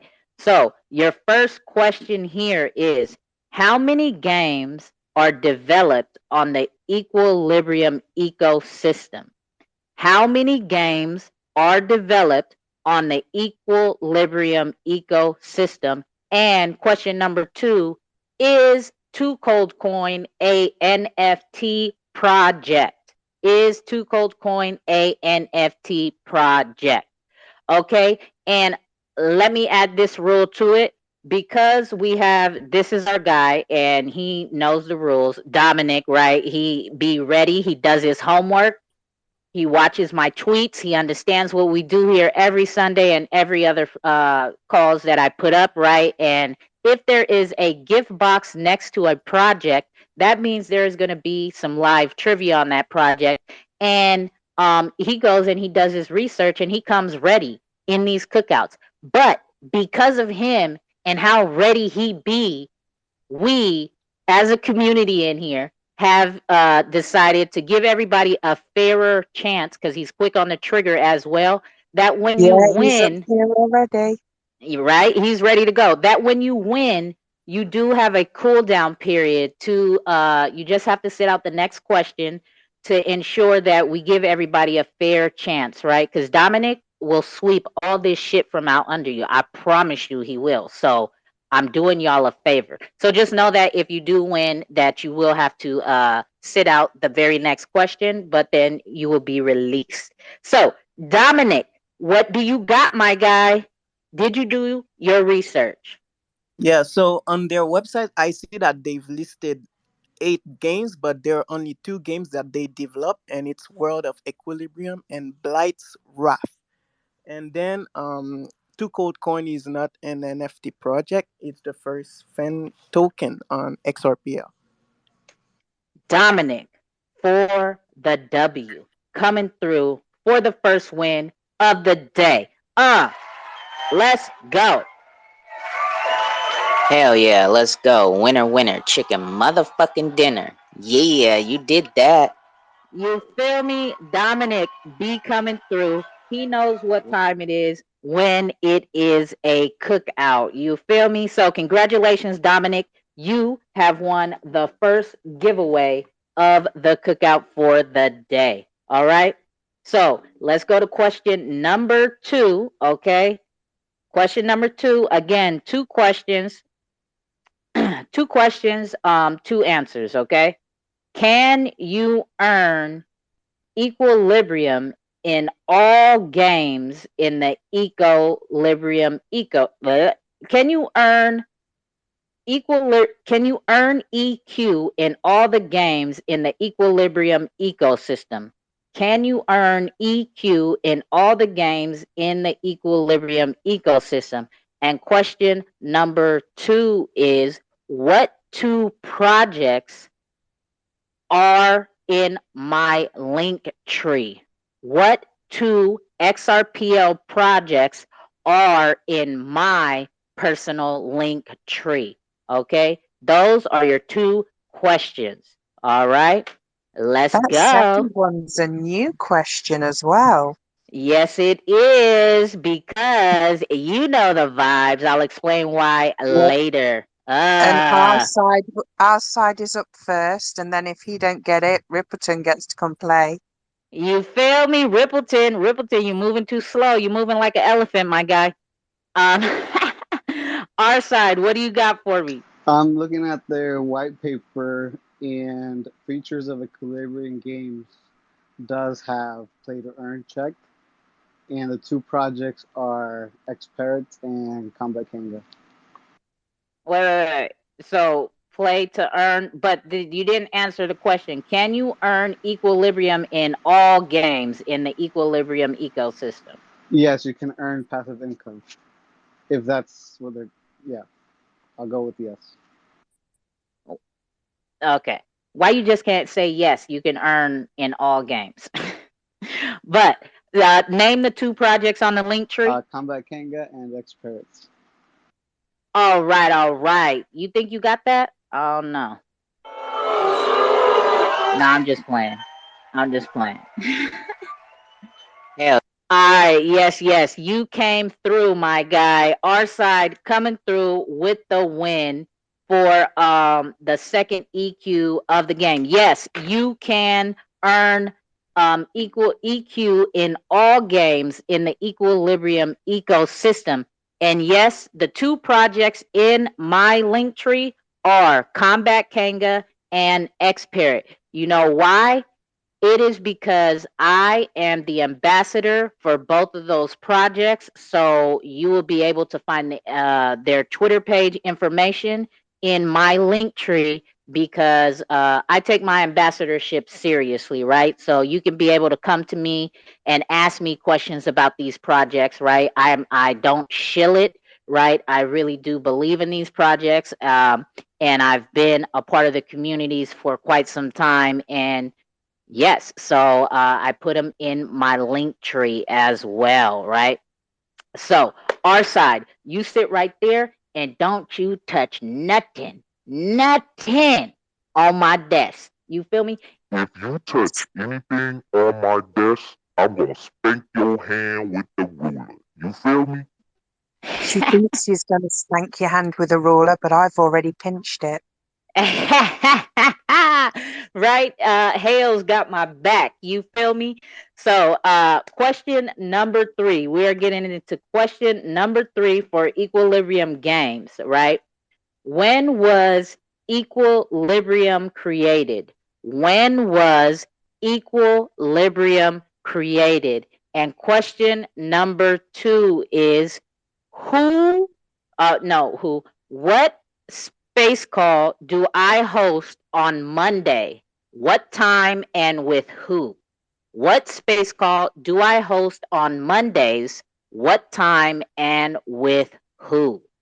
Those are your 2 questions. Damn it. See, I'm telling you, this guy's too fast. Dominic, back for the quick trigger finger. What do you got, Dominic? Yeah, so they joined Twitter on August 2021, and the token was launched on August 27, 2021. And on Mondays, there is the cross chain pub crawl.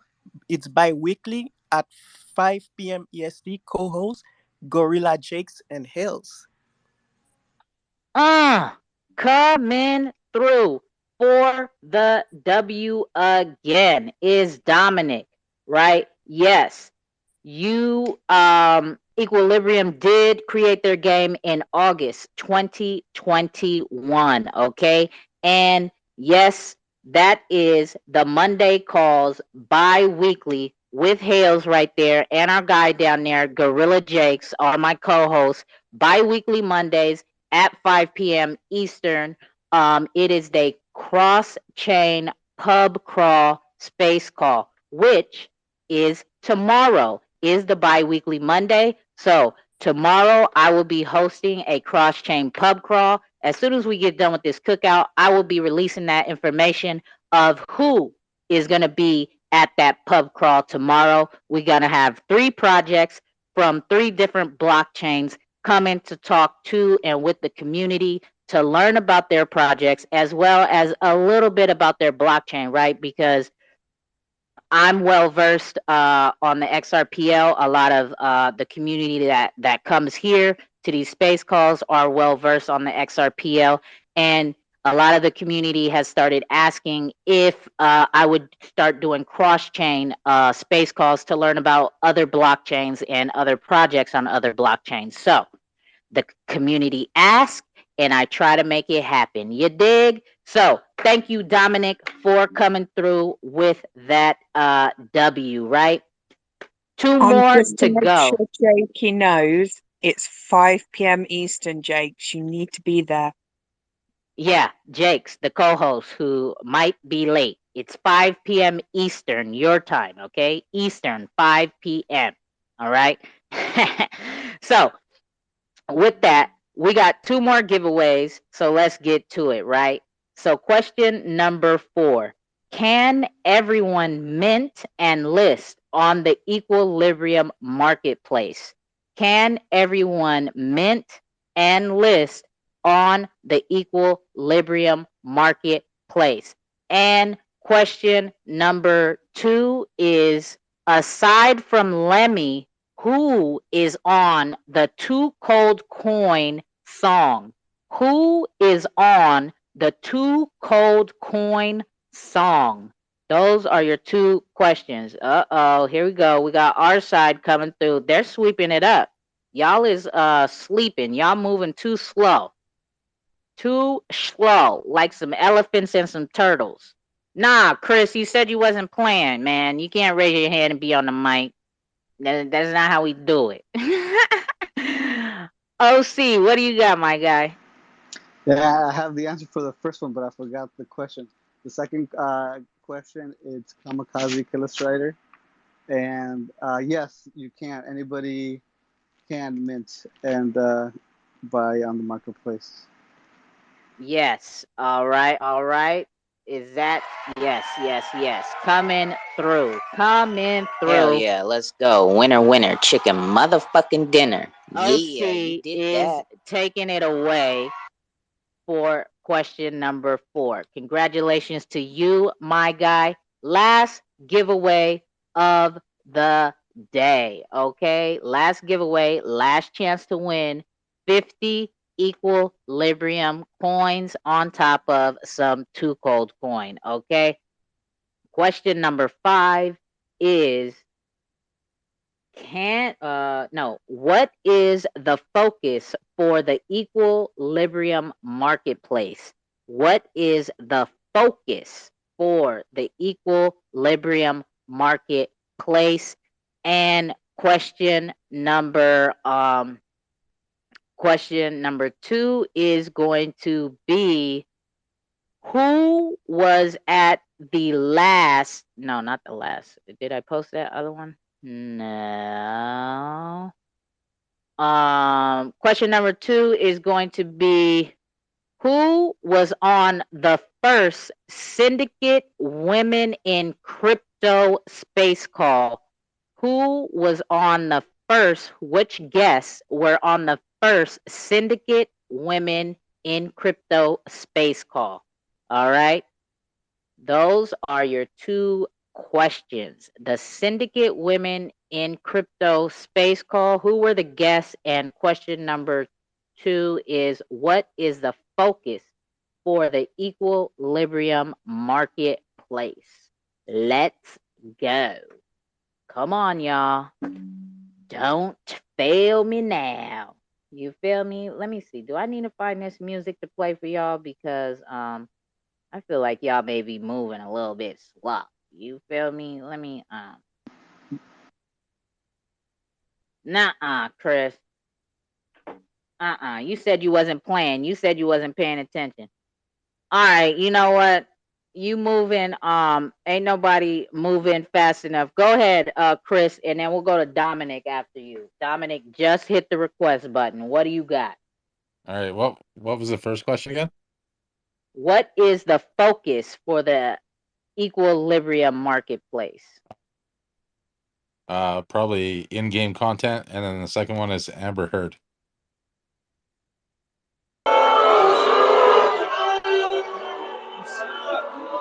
Hell nah, that is nowhere near right at all. Try again, my friend. Try again. Dominic, what do you got for us, my guy? Yeah, I'm not sure, but I'm gonna try. It's a gaming development company. Well, its marketplace is focused on combining gaming and blockchain. And as for the first guess, it's Universe with Anken and Ember Jolie. Um, Gaming and blockchain. That ugh, that can go right. Let me see. Let me see if somebody else has quite a more specific answer. If they don't come up within the next 10 seconds, right? Yeah, fair enough. I will lob that to you, okay? Because it's the way you worded it. It can work, right? But there's a specific thing that he sent me for the answer, right? Yeah, let's So hear the other answers so we all yeah, learn. yeah, let's go, right? Come on, you guys. What is the focus for the equilibrium marketplace? That is the question. And who were the guests on the Syndicate Women in Crypto call? Who were the guests on that call? Those are your questions. Y'all taking too long, right? Y'all is moving like slow pokes. Y'all moving like some slow pokes, right? I think your 10 seconds is up. Oh, look at you. All right, so I will go with that, okay? Because the answer that right was, so what did you say? You said gaming and blockchain. That's what you said, Dominic? Yes, that's their definition on their Twitter page. It's a Okay. gaming development company combining gaming and blockchain. So, Okay, so that does work because where do NFTs live? On the blockchain, right? So it what they gave me for the answer was gaming NFTs. That's so I mean blockchain, right? Is and nobody's in a Yeah, I can rush see to that get up working. here. Yeah, nobody's in a rush to get up here, right? So um you walk away with the last win of the day, Dominic, coming through and sweeping the floor as you do, right? You come in here doing your homework and ready to go. And yes, the guest on the Syndicate Women in Crypto call was Yanni Verse and Amber Jolly. So that call is also bi-weekly on Wednesdays with my co-host Mel P, who is the creator of the XRPL project X Squad. Okay, and that is bi-weekly Wednesdays at 5 p.m. Eastern, where we are both a Mel P is also the co-founder of what is called the Syndicate, which is a collective that her and Daniel, who is the creator of the Radical X Exchange, they have created this collective group to help independent artists as well as projects to get more exposure and to bring them into a little bit more intimate community to work together with projects and independent artists to collab and like kind of tweet out together, do giveaways together, contests together, and all that type of stuff.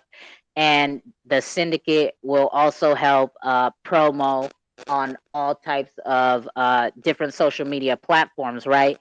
And there's over 30 members, and so on Wednesdays, Mel P and myself host bi-weekly Wednesdays. We host this call to help um, do the space call featuring these syndicate members and their project. And those are at 5 p.m. Eastern as well. So, with that being said, we've had a lot of information here today. We've had some dope projects come through and let us know what they are doing on the XRPL. You feel me? And we got the giveaway done. and we had a good time. Did we not? Did you guys have fun? Because I have fun, even though my mouth is dry, right? But it is what it is. But I see that we have some new guests in our house, right? And I just want to thank everybody for spending your Sunday afternoon with us at the Cookout, for coming through and learning about these projects with us and hanging out. I want to thank our guests, right, for coming and spending the time with us, as well as talking about their project, and Equilibrium for sponsoring the project, sponsoring the live trivia giveaway, right? I want to thank my co-host Hales, right? Jakes, he peeled out, whatever. But again, thank all of you guys. I hope you guys enjoyed yourself. Before we roll out of here, we are going to vibe out before we roll out. If you need a schedule of my space calls, because I host a lot of them, it is on top of the jumbotron, so that you can know which days and which times and what type of call it is going to be, right? So that is on top of the jumbotron. You can bookmark it, retweet it, rub it, hold it, love it down, whatever you want to do. But with that being said, we are going to get up out of here and close out to some vibes, because everybody is also going to win some 2Cold coin. And people who probably are new here that do not know about 2Cold coin, guess what? Lemmy wrote a song about it, right? Lemmy and Kamikaze wrote a song about it. So we're going to vibe out to this, and then we will go on about our lovely Sunday. So I thank y'all once again, and I hope y'all enjoy these vibes. It's 2Cold, raw and uncut. You know the vibes. For now, the 2Cold XRPL Cookout presents the Thursday XRPL Wake and Bake Vibes and the Sunday XRPL Cookouts. But don't worry, because that's not all that's coming out. My coin too cold. If you know, you know. My coin too cold. If you know, you know. My coin too cold. If you know, you know. First fan token on the XRPL. Whoa, whoa. 3 followers to 4,000. That's what I call moving mountains. You can't sip none of this juice. The liquid is too cold from my fountain. What she's accomplished so astounding. Carolina Panther, keep pounding. My manager, biggest fan. I'm media man, no Robert Townsend. My coin too cold. If you know, you know. My coin too cold. If you know, you know. My coin too cold. If you know, you know. First fan token on the XRPL. Yeah. Whoa, whoa. 2 CDs, you know I be coming in clean. I'm with the team. Do your own research and you will redeem. You get the cream, XRP cheese, screwing your ass, get your books out. The team so froze, be on the lookout. Education's never been this cool now. When 2Cold be having the cookouts, we get the bags filled with ice packs. It's 2Cold coin, stacking some racks. No cap, always come with the facts. Learning the spaces and just relax. Keeping it cold.